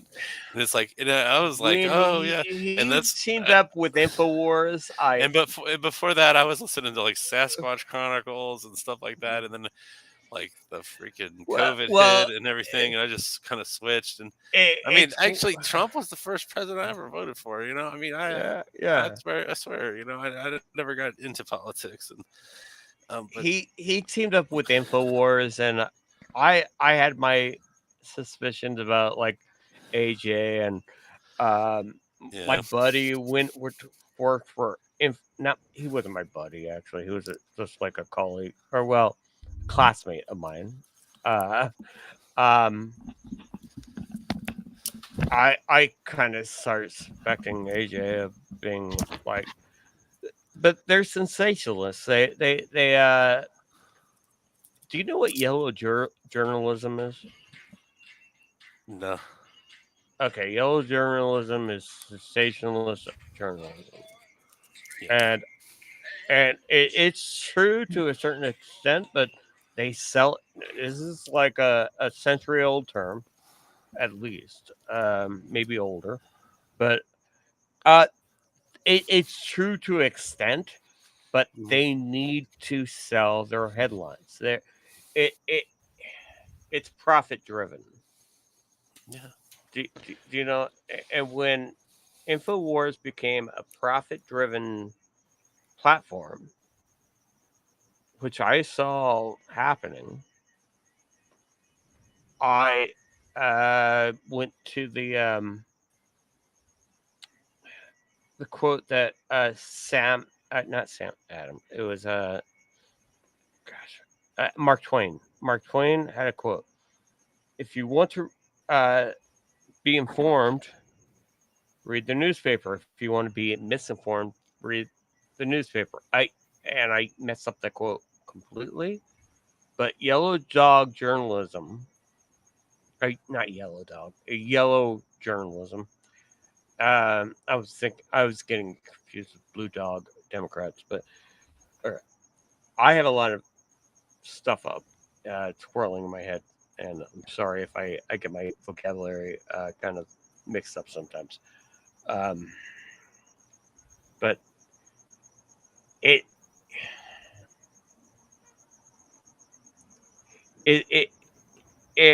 in order to sell newspaper, news figured out 100 years ago. In order to sell anything, you have to sensationalize everything, right?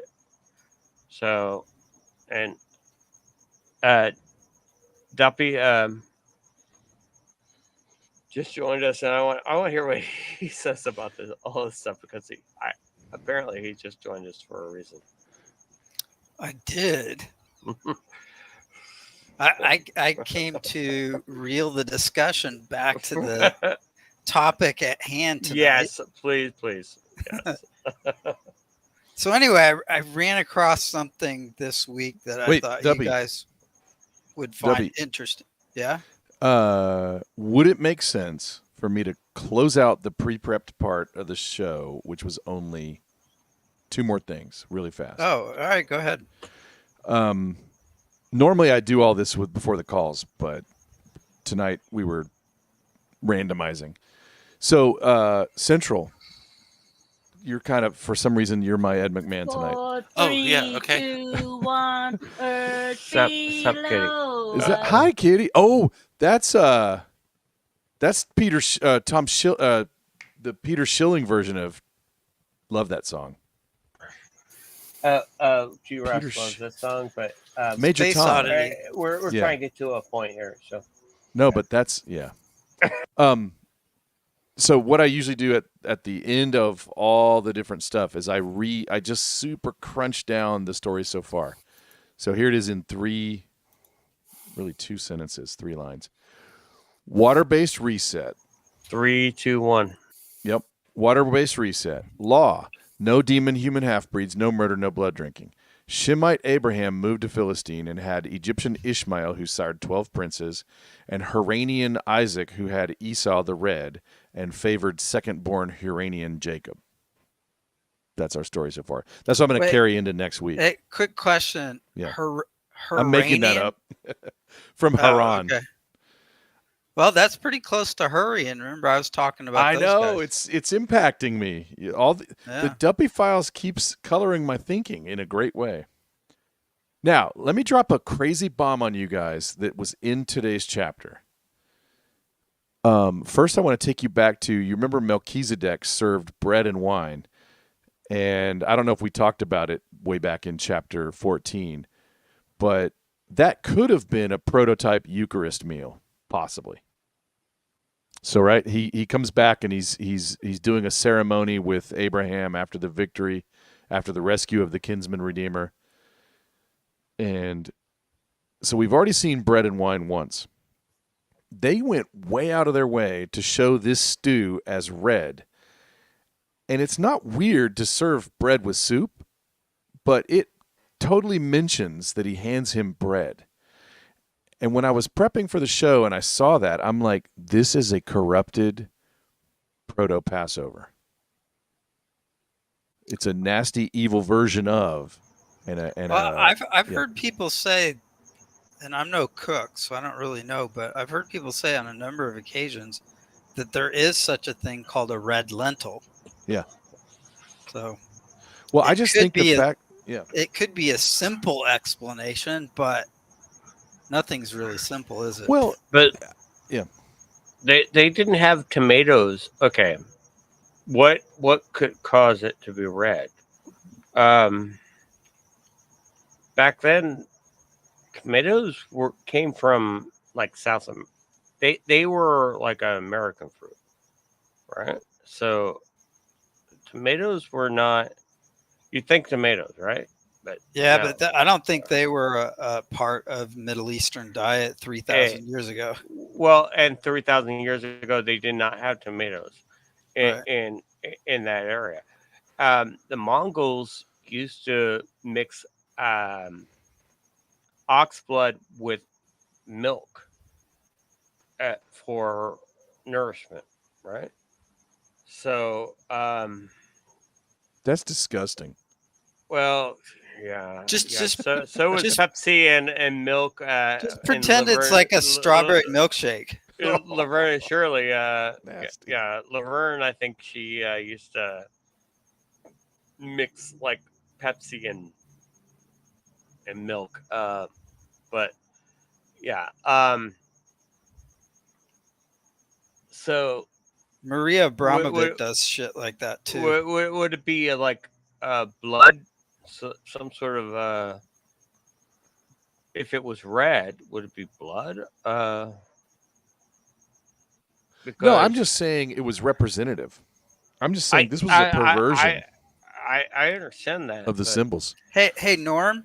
Yeah. Hang on to that thought, because what I was going to talk about is very related. Ooh, it does fit. To what Yeah. you're talking about. All right, so that closes out all my prep notes. So take it away, Dubs. All right, so maybe some people don't know this, but I figure most probably do, but I'll reiterate. So in ancient Egypt, the crown and all the symbolism for the upper and lower kingdom were red and white.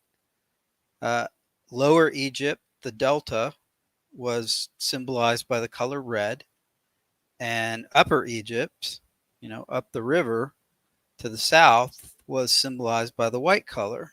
And when the two kingdoms were united in Egyptian history, that was kind of a big deal, and they had a special merging of the crowns for that too. And people have made observations of how common those red and white color combinations are throughout country flags and coat of arms and sails. The Phoenician sails are always represented as red and white. Does that mean there's a relationship to Egypt, perhaps? People have said the same thing about the Vikings. Gee, are they somehow related to Phoenicians because they had similar looking ships and red and white sails? So there's a lot of questions about that. So I've always wondered, given that, I'm kind of working on the connection between Genesis and Egypt myself in the Ralph Ellis style. And so the whole passage about Esau being red, yeah, and the red lentils and all of that has had this, what does red really mean? Are they trying to tell us something else? Floating around in the back of my head. So this week I ran across something, and I don't even remember where it was, but somebody said that, and it makes perfect sense, of where the red and white colors came from. Because if you think about it, you think about Egypt, where does the color red exist naturally in Egypt? It probably doesn't. Mm-hmm. Everything's either sand brown or Nile blue or Mediterranean aquamarine or green for the life and everything. Where does red come? Why did they choose red? It's kind of yellowish. I actually spent some time in Cairo. You mean the Nile? No, just all the when you walk around or drive around, everything is, like you said, brownish, beige, yellow. But the color palette doesn't really have red. Hummus. Hummus has like a yellow. Ooh, by the way, the hummus in Cairo is more green and amazing. Oh. Best hummus I ever had was hummus from a Syrian native. Oh, I could see that. Yeah. So anyway, I live in a Armenian neighborhood, and I mean the hummus there is freaking amazing. So, Yeah. sorry. No. So Sorry anyway, to digress, but so where do red and white come from? Why were they significant colors in ancient Egypt? So this guy that I was listening to on something basically said that the red and the white had to do with male and female. The female discharge is Mhm. red. Oh, wow. The male That's so obvious. discharge, yeah, the male discharge is white. And That's if so you obvious. and if and you look I at thought you were going to the milk and the blood of what I was talking about with the well, Mongols. it's kind of like that Yeah. combination. But if you look at a map of the Nile, Here, you want me to share one out? yeah, that would help. Make sure you get the delta in there too. Yep. And if I'm not mistaken, the Nile is one of the rivers that run backwards, right? It runs Or south in to reverse. north, south to Yeah, north, which is yeah, kind of unusual. in reverse. No, alien.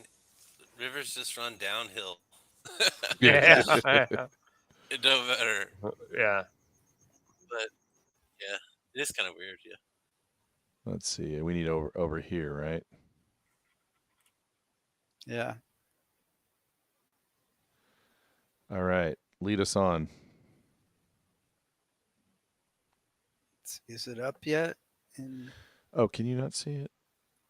I can see it in Jitsi, but it's not in the stream yet. But I guess since everything's delayed, I should go ahead and yak away.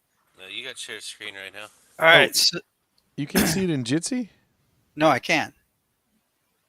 Oh, It's right, just yeah. the delay getting to Foxhole. Well, wasn't what up you yet. say will match what's in Jitsi. Yeah, I Yeah. was forgetting that part.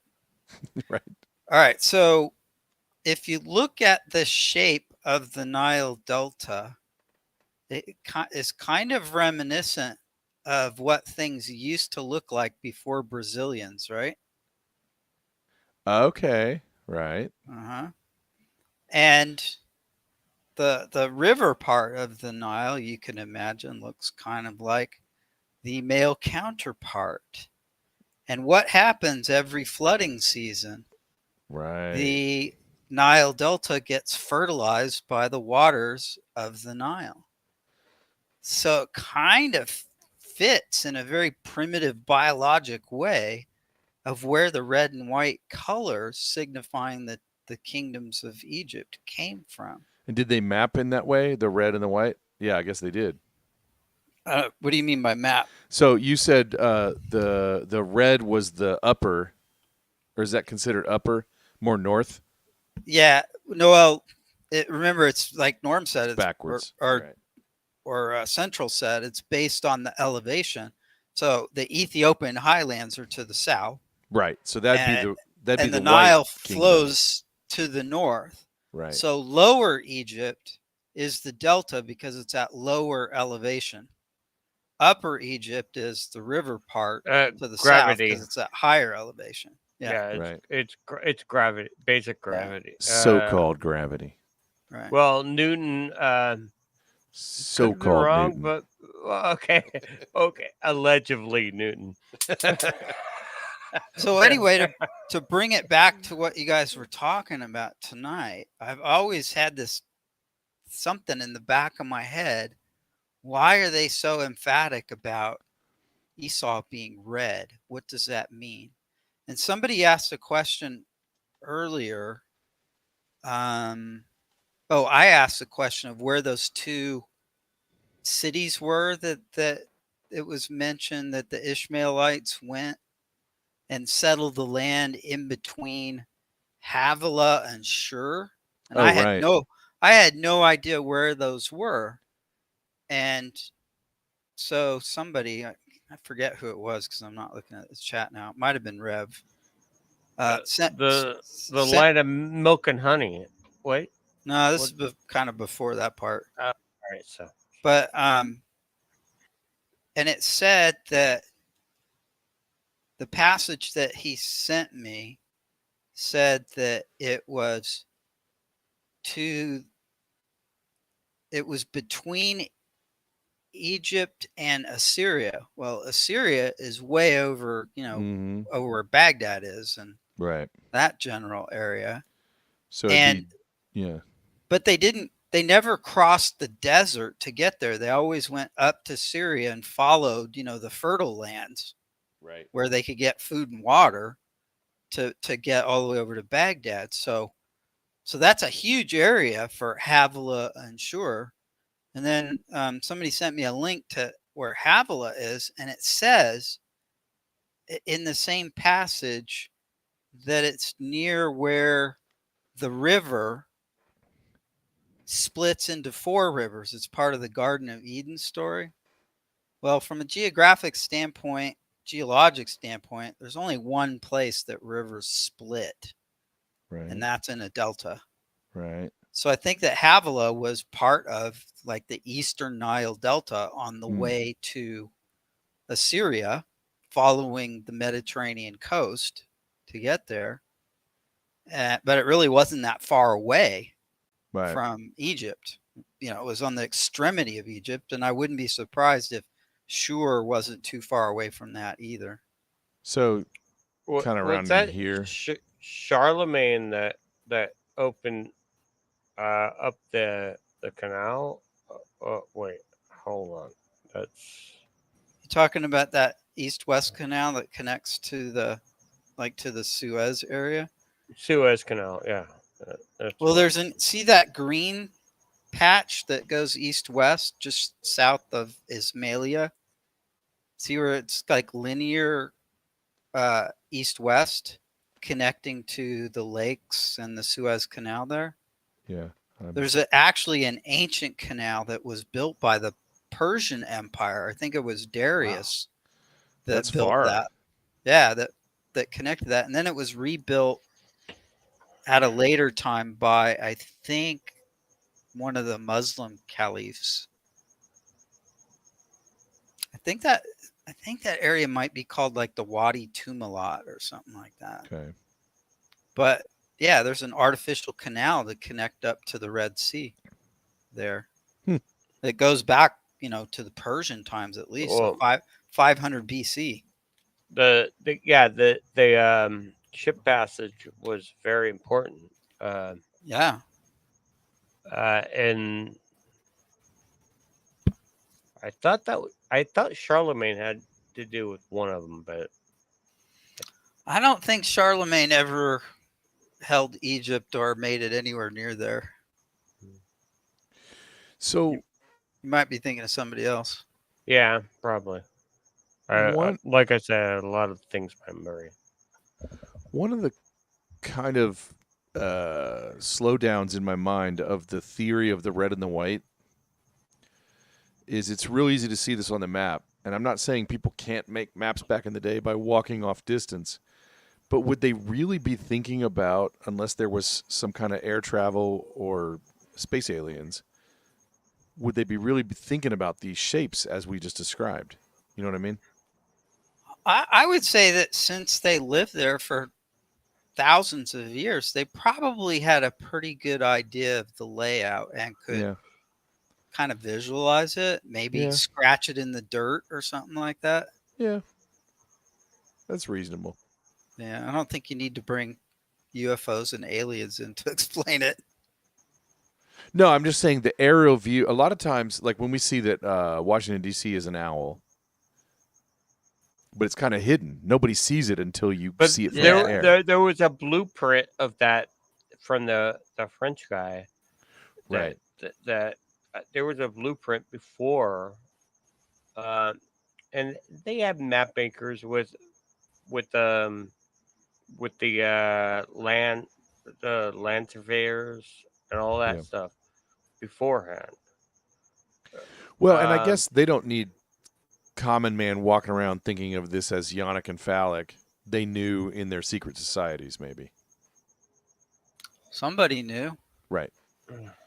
It's an interesting But it makes sense because I for the life of me, could not figure out where did red come from. It's not a color that you would pick to represent this land. I always thought it meant blood, but well, it does since essentially, since but I was a kid, I always thought but it meant blood. It's female blood, and the Right. importance of the Well, red and the white is the union of the two. well, just like the dot on the. Is there a reasonable sense in history where the Red Kingdom was more feminine than the White Kingdom? That's a good question.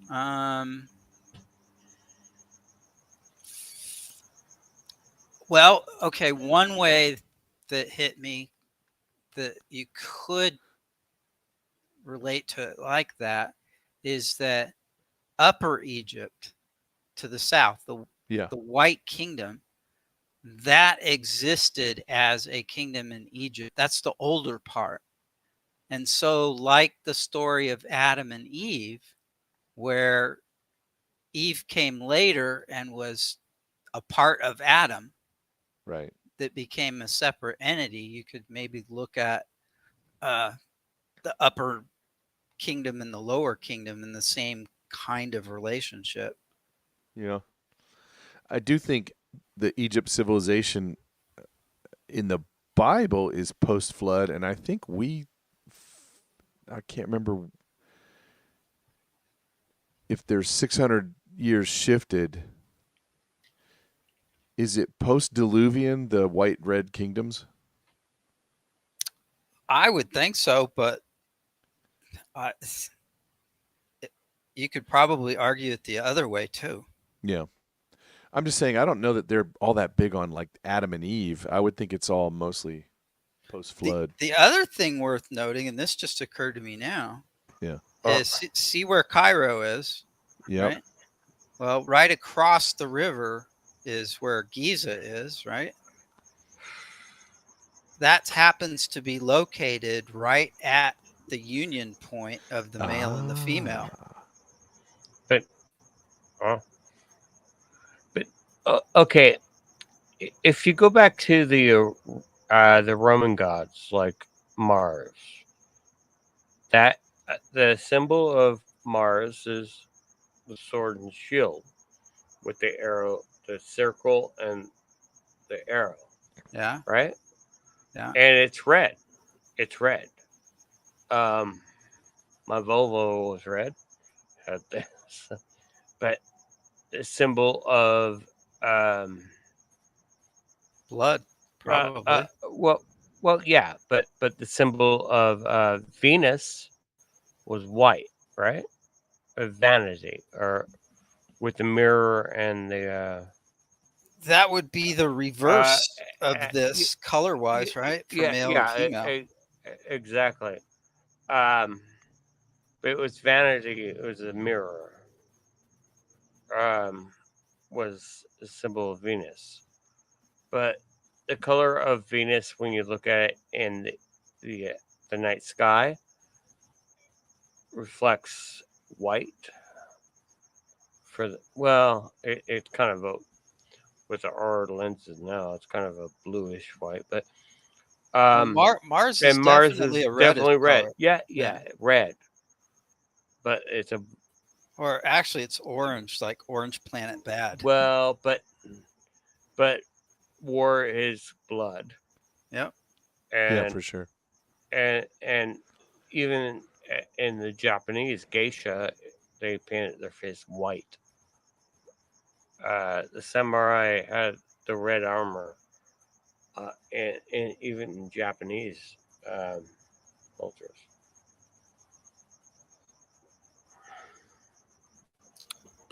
So anyway, I still it's don't interesting. It's very interesting. So yeah, I still don't have an answer for how Esau connects to this color scheme. It is weird though how much the red is emphasized with Esau. Mm-hmm. But I'm wondering if could Jacob somehow represent the white kingdom and Esau the red kingdom, to where Esau settled in the Delta at some point and Jacob went somewhere else, but that doesn't really fit the story too well. Maybe Esau went to Americas. with the Phoenicians?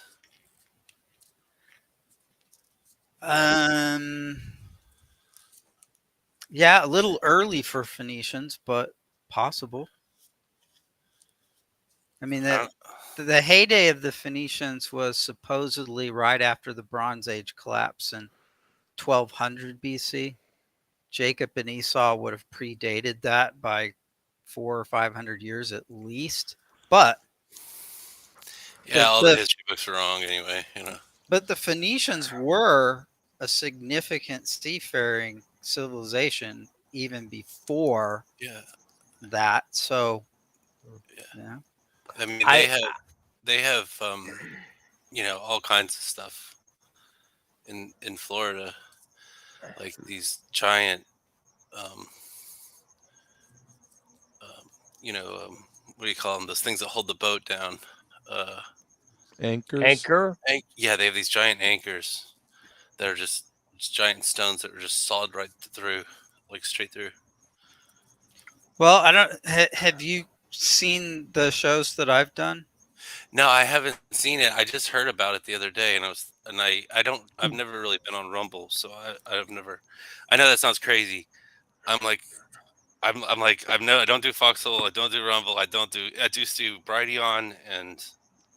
Oh wait, hold on. You're not Central 1, 2, 3, 4. Yeah. No, well, you are. You're on Pilled now, right? You're on. No. You've been on Pilled before. No, but that's what I mean. I only do Brighteon and Foxhole and Pilled. Okay.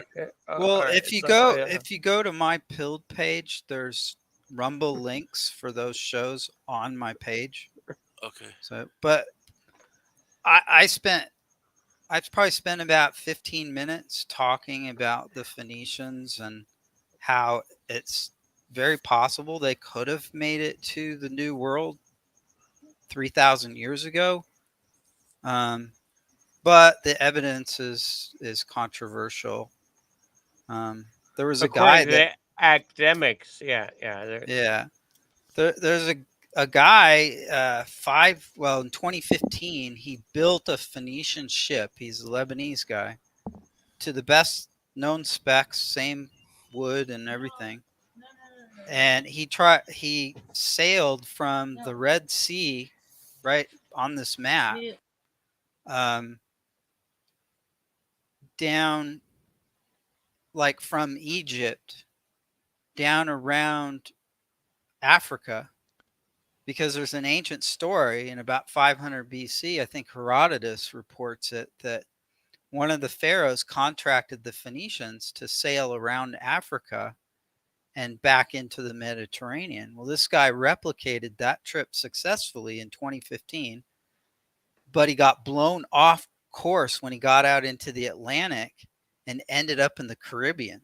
So very easily, technologically, they could have made it.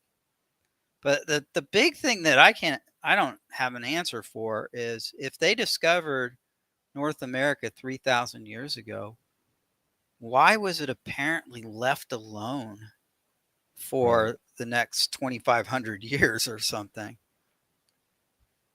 Right.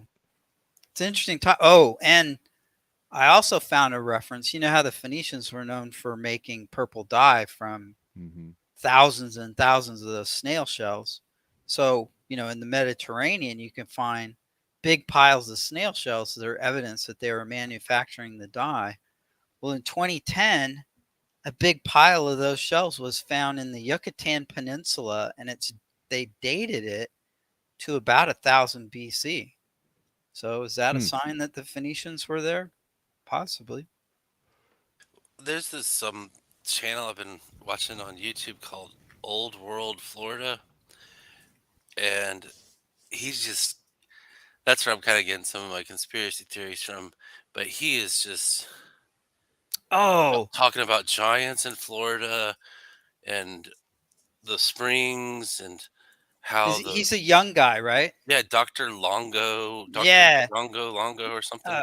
Red Pill 78 has had him on his show a couple of times. Oh, wow. Yeah. That's cool. Yeah, It's interesting. I can listen to him while I'm at work. I can't listen to Foxhole while I'm at work. So I can, I can't listen all the time while I'm at work. I can only listen while I'm kind of doing mundane stuff, But, I try to be productive at work. I'd like to see that guy be more critical of these theories. He just drank the Kool-Aid on them and has no doubts. Who, Dr. Longo or yeah, Longo? Okay. Yeah, he's very entertaining. Yeah. But it's interesting. Yeah. I mean, I think, some of these conspiracy theories, obviously we know by now, are true. It's just a matter of how do you decide which ones are more likely to be true versus just complete fantasy. I mean, a lot of the stuff he just says just makes sense. Like the garb of the Indians was kind of similar to the garb of Europeans down in Florida. I mean, there was these giants, pretty well documented. I mean, the springs are known to give healing. I mean, so a lot of stuff he postulates is pretty much, okay, yeah, that makes sense. But I mean, I don't know if I don't know. Maybe he is stretching on some stuff. I mean, actually, I'm pretty much all in on most of the stuff that he's saying. He's kind of postulating that America's is the kind of the Garden of Eden, and I was pushing that on G. Russ a couple months ago, and I mean, I don't know. I mean, the Garden of Eden might be in Babylon or whatever. But. Well, yeah. Edge of Wonder has a great series on Garden of Eden on Edge TV, or not Edge. It's Rise.tv. They have a great series on it, but I think it's on Rebel too. But do a search for Edge of Wonder. They have Yeah, I used to be a member on that. Yeah. I think Duppy will tell you that I will jump on board with almost every conspiracy theory. The Florida one just doesn't light my fires. I don't know why. I want to like it.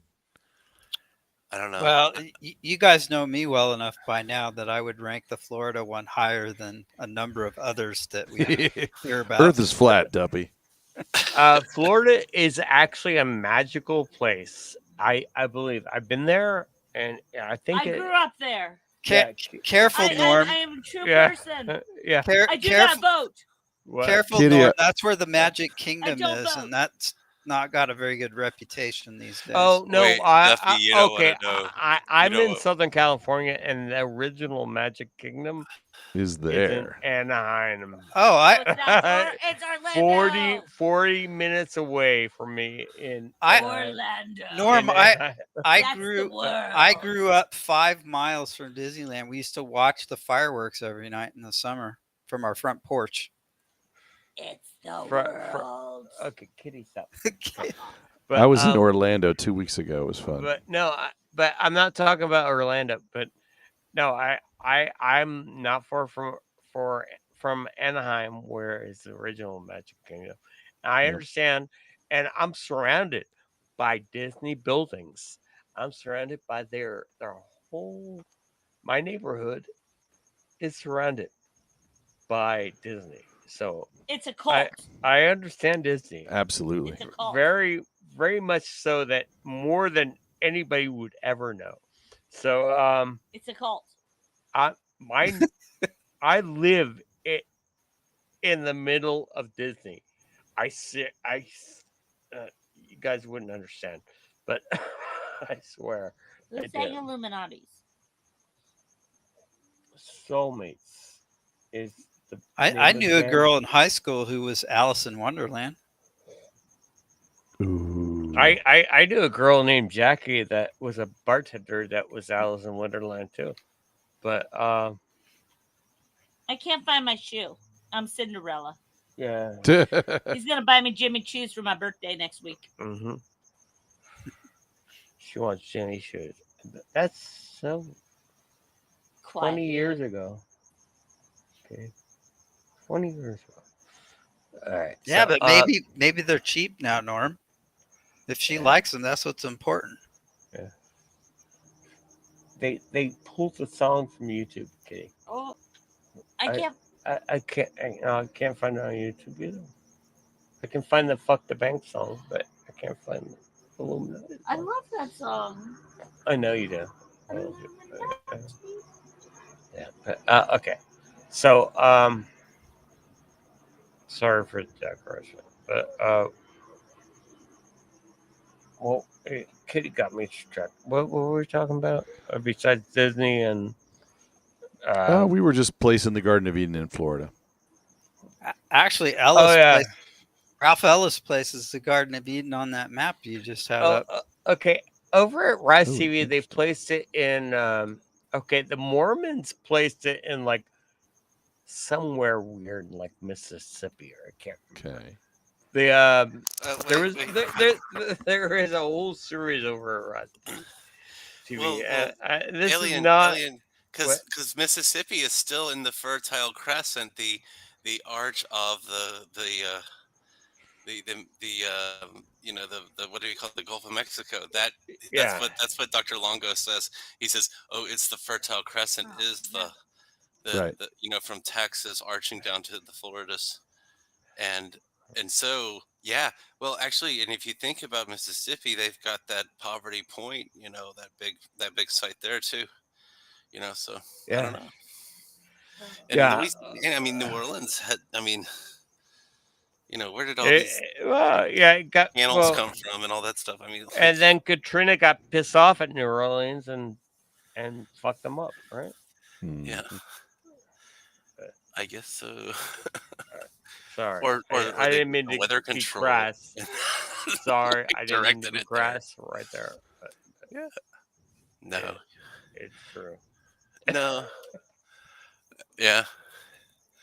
They directed the hurricane right towards New Orleans. Then they cut the bridges off and told everybody to go into the Superdome. Yeah. Oh yeah.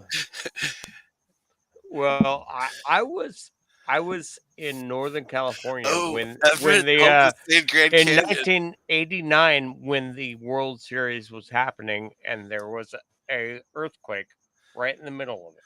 So, I don't know what to say about that, but there was an earthquake right in the middle of the World Series, or right at the beginning of the World Series. Yeah, it was the beginning of Game 1, right when the series was just starting. No, it was 3, I think. No, it was Game 1. I was listening to it on my radio in my office, and I had just moved away from the Bay Area 4 months before that, and I was bummed out that I missed it. It didn't happen. I saw the Nimitz Freeway collapsed, and so did the Bay Bridge. Yeah. Oh, okay. I was going to interject, but I saw Everett Holmes at Grand Canyon, and what comes to mind when I think of Grand Canyon is, okay, this Earth split apart, but where did all the rock particles go?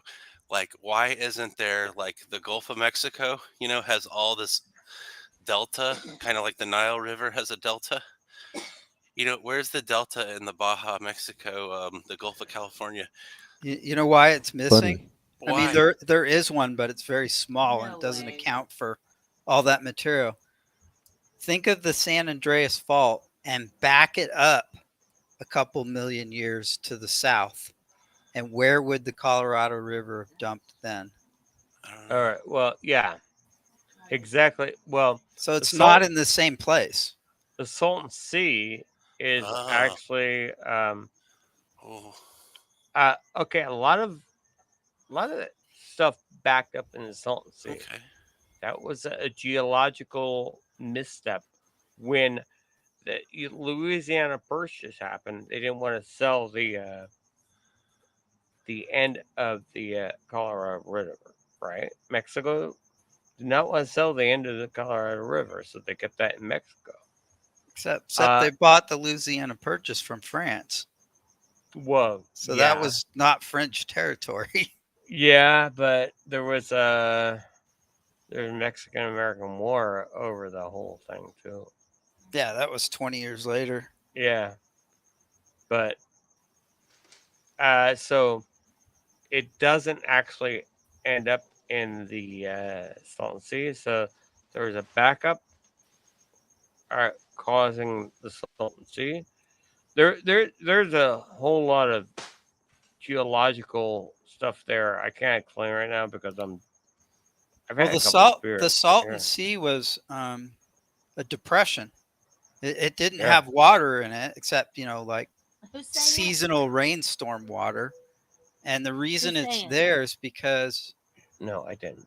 Who's saying it? Kitty, stop. Yeah. Hold on. Let me mute. Go ahead.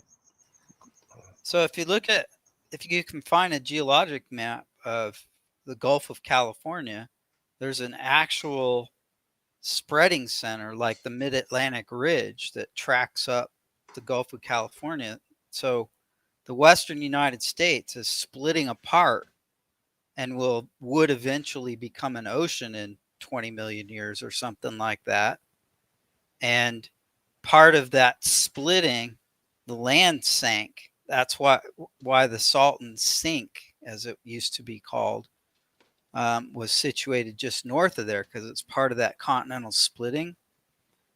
But like I said, it wasn't a year-round lake until the 1900s when they accidentally diverted way too much Colorado River water into that sink. And that's how it became a lake. Well, Duppy, let's think about that Gulf of California land split. So if it's splitting apart there, couldn't it have split apart further north on that same trajectory through the Grand Canyon? And at an older time, the earth just kind of jewed it apart a little bit. And that's what caused this giant Grand Canyon instead of this erosion from this river. You know what I mean? Yeah, that's I think the timing doesn't work out very well on that. I think people have wondered about it. But I'll tell you this, the Grand Canyon, believe it or not, even to professional geologists that are studying it, is still a bit of an enigma. So it's very much debated as to how it formed, and it seems like it formed in a very short time period, geologically speaking. So to have that much material being eroded out of there, something extraordinary had to have happened, but they're not sure exactly what that is. I've seen theories that there was a big, huge lake just to the north of it, that the dam part of it finally broke. Yeah. And so it had like catastrophic flooding running through there. And, there was probably a fault system running through there that was a weakness that the floods exploited. Right. But whether that fault is related to the sort of continental rifting that's happening further to the southwest, that's kind of debated, but it's possible. Yeah. What about an intergalactic war? Oh. I'll defer to Norm on that one. He's the resident alien, right? But he's probably not really. He just says that for fun, I think. I don't think he's really alien. You've never seen Norm and Hangton Alien Surfer in the same room. That's true. Kind of like Clark Kent and Superman. That's right.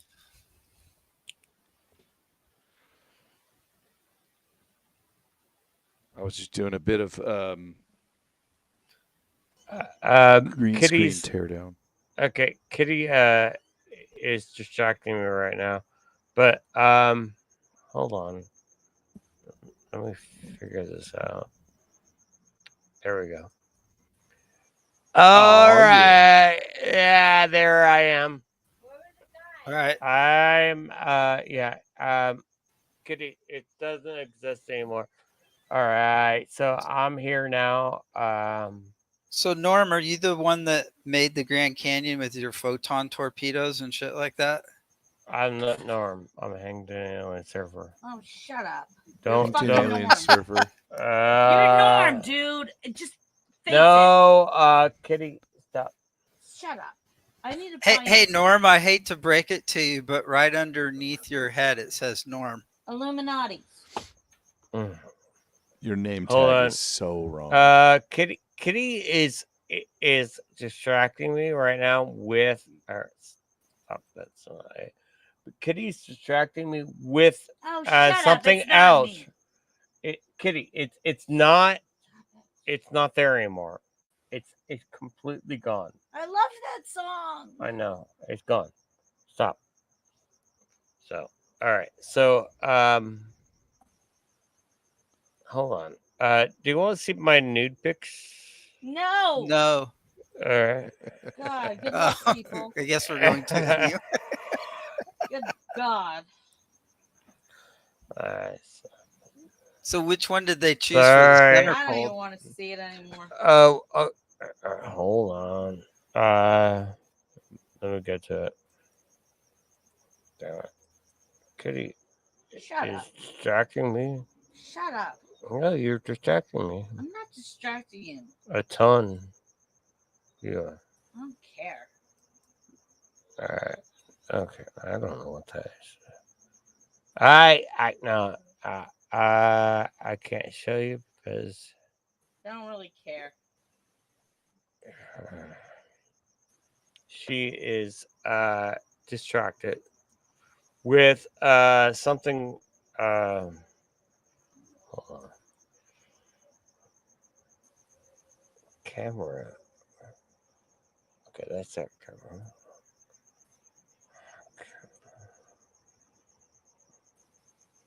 Okay, that's that camera.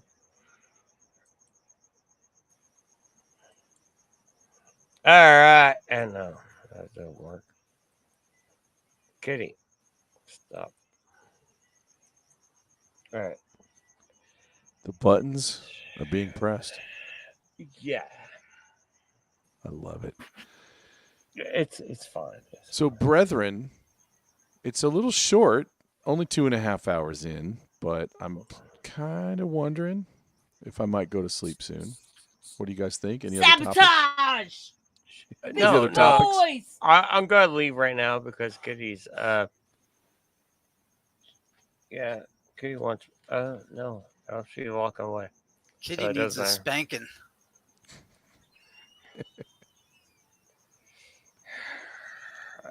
I wouldn't, yeah. But Stop it, Ankavanka. where's okay? I have to go back to Ankavanka, my good friend. Hold on. Oh, I have to go back to the chat. Ankavanka, I love you. Ankavanka had a badass call on. Was it? That was last night, wasn't it? Oh, what channel? It was on 412. Yeah, 412 on 4th of July, 2 days ago. Yeah, she made some really good points about appreciating what you've got. I think we all lose sight of that at times. For sure. Well, appreciating the friends we have here, but I listened to 412 on yesterday, but later on I got Floyd's call, but I didn't get Uncle Funka's call. But you guys are the world to me, by the way. Mutual. Well, I got Norm, to say my piece, so I'm satisfied. Badass. Norm, Akavaka said earlier in the chat, she said, another Norm stream 3. Oh, is that what that was? I missed that. He's doing a play on words with your name. I don't know. I thought that's kind of funny. I've known Akavaka for a long time. I love her.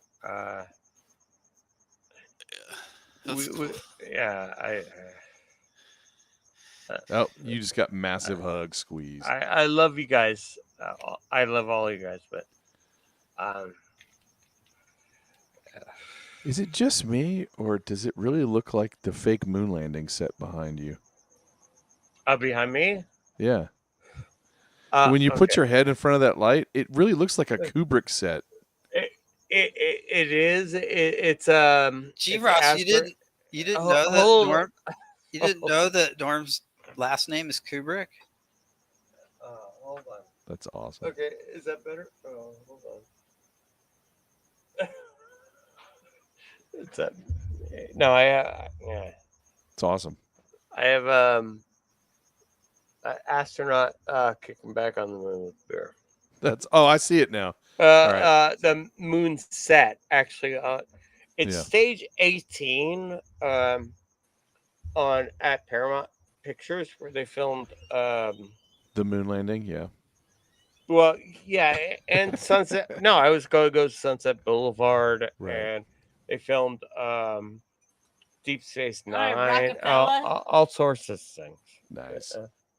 Come on, Rockefeller. We're on the Ritz. It's not Rockefeller.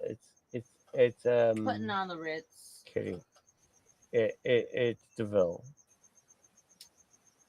I'm ready for my close up, Mr. DeVille. Yeah. But yeah, it's stage 18 over at Paramount. Nice. Is where that was taken. So Fantastic. Well, Duppy, your fly-in was fantastic. Anybody want to do anything before we kind of wrap it up for the week? I did my thing. Yeah, I know. You rocked. Central's good. I'm good to go. Thanks Right for on. letting me read a couple verses there, G. Ross. Good talking to everybody. Sorry, hey, Black Yoda, peace out, bro. And everybody else, peace out. okay, Black Yoda owes me a beer. No, I'm serious, but you still owe me a beer, buddy. But Nice.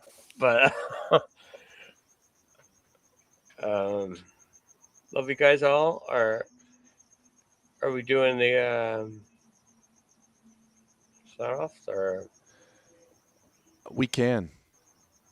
We can do last words. We can do. Yeah, like wrap it up. So anticlimactic. Yeah, it It's my bad. My bad. Bad hosting.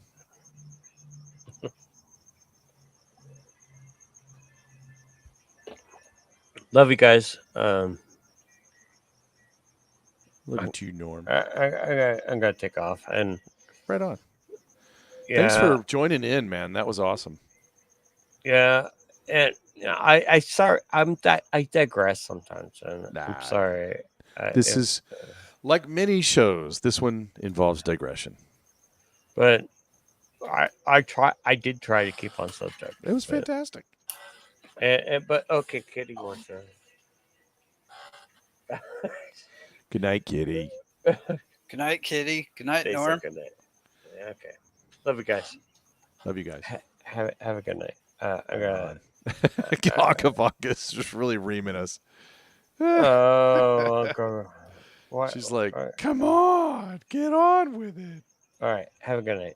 Good night. I'll leave, Anka. I love I'll you. say some kind of last words as everyone trickles out. Thanks, Central. Thanks, Duppy. Thanks, Norm. Thanks, Black Yoda. We had a fake Passover meal from Jacob, and he had white bread and red soup, and we finally got to the bottom of it thanks to the Duppy Files. Well, it's still hanging out there. If anybody has any suggestions linking Esau and Red to anything else. He got nicknamed the Red Man, essentially. You know, he married into the Hittites, and that got him known as Edom. Are you sure that that's the Hittites and not like the Hivites or something similar sounding? Sorry, the sons of Heth, whoever that is. We'll have to dig into that. We'll be coming up on that. Actually, we'll cover that a little bit next week, so that might be a good topic for next week. Yeah, because I'm tuned into the Hittite thing because having found that the Hurrians and the Hittites were kind of the same people. So it could make the interpretation interesting in some way. There seems to be a lot of ping pong back and forth between those two people groups. Yeah, I mean, it was what I found in the literature was that there was enough of it that they were considered to be culturally the same people at times. That's what makes it interesting. Right. So if you zoom out far enough, the Hatfield and the McCoys are both annoying to the outsiders. Yeah, kind of like that. So I think we're starting to get to the nitty gritty of it, and we might consider them extremely similar, and they might really want to disassociate from each other. That seems to be in the text that I'm studying, and you'll see more of that next week. Rachel, well, it was intimate enough that they were known, that the Hittites were known to have adopted the Hurrian gods. That's where the double-headed eagle originally came from. Got it. Yep. So. Interesting. Well, we'll Everett Home is finally caught up to the spanking. Well, we'll cover that next week, and I look forward to it. So I'm going to head out. You guys are awesome. Night, guys. Good night. Thanks a bunch. Good night, y'all. Cheers. Let me release the scratching. Before I forget. Oh, look at that. 222. That's a beautiful number. Okay, so the scratching has been released. And I need to start. I'm missing something. I'm missing the play me off music. Let's start it up. All right, so that was Genesis chapter 25 with co-host Black Yoda and call-ins Duppy, Central 1234, and Hankton Alien Surfer, and Norm. Thanks to mods. We had some, there's only 2 mods on the G-Ross channel. There's Ankavanka. I think that's it. Ankavanka and Just One. Just One showed up twice, but I think Just One may have been, can you mod hop? Is that a thing? I know you can fox hop, but can you mod hop? I'm going to break down the microphone. And Belushi's streaming. Let's get over there. Shall we? Shall we all just go hit up Belushi? Sounds perfect. I'll see you over there. And with that, let me tell you about Friday, 5:30 Texas time. We'll do Bread Pill Weekly. And then Sunday at 9 with Sloan TV and Rev, Armor Up. And then back here at 11 Texas time on Wednesday night. And with that, I will head out. You have been a wonderful chat. Keeping us straight, keeping us honest. And with that, I'll hit the road. Love you all.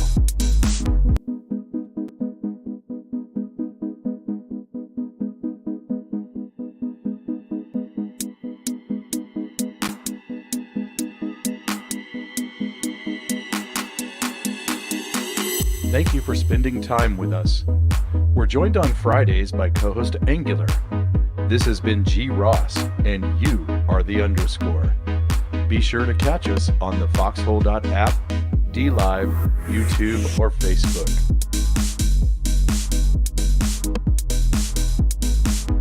Current shows include The Bread Pill Weekly. You've been red pilled, now be the red pill. You're out of the oven and ready for delivery on our weekly alternative news roundup and call-in show on Foxhole, DLive, YouTube, and Facebook every Friday at 5:30 p.m. Central, co-hosted by G. Ross and Angular. Current shows include Epistemology for Fun and Profit, where woo meets goo. You're in the woo, and the woo is in you. A philosophical call-in show with occasional guest interviews, diving into the oldest questions. Most episodes are exclusively on the foxhole.app, Sunday at 11:30 p.m. Central. Current shows include 9dNation, the nation with no denomination. Declare to the custom agents any edible plants or miscellaneous worldviews. We take a look back at how we got here, eventually leading into a regular Wednesday night Bible study at 11 p.m. Central. Catch us on the foxhole.app, DLive, YouTube, and Facebook. Our Friday co-host is Angular. This has been G. Ross, and you are the underscore.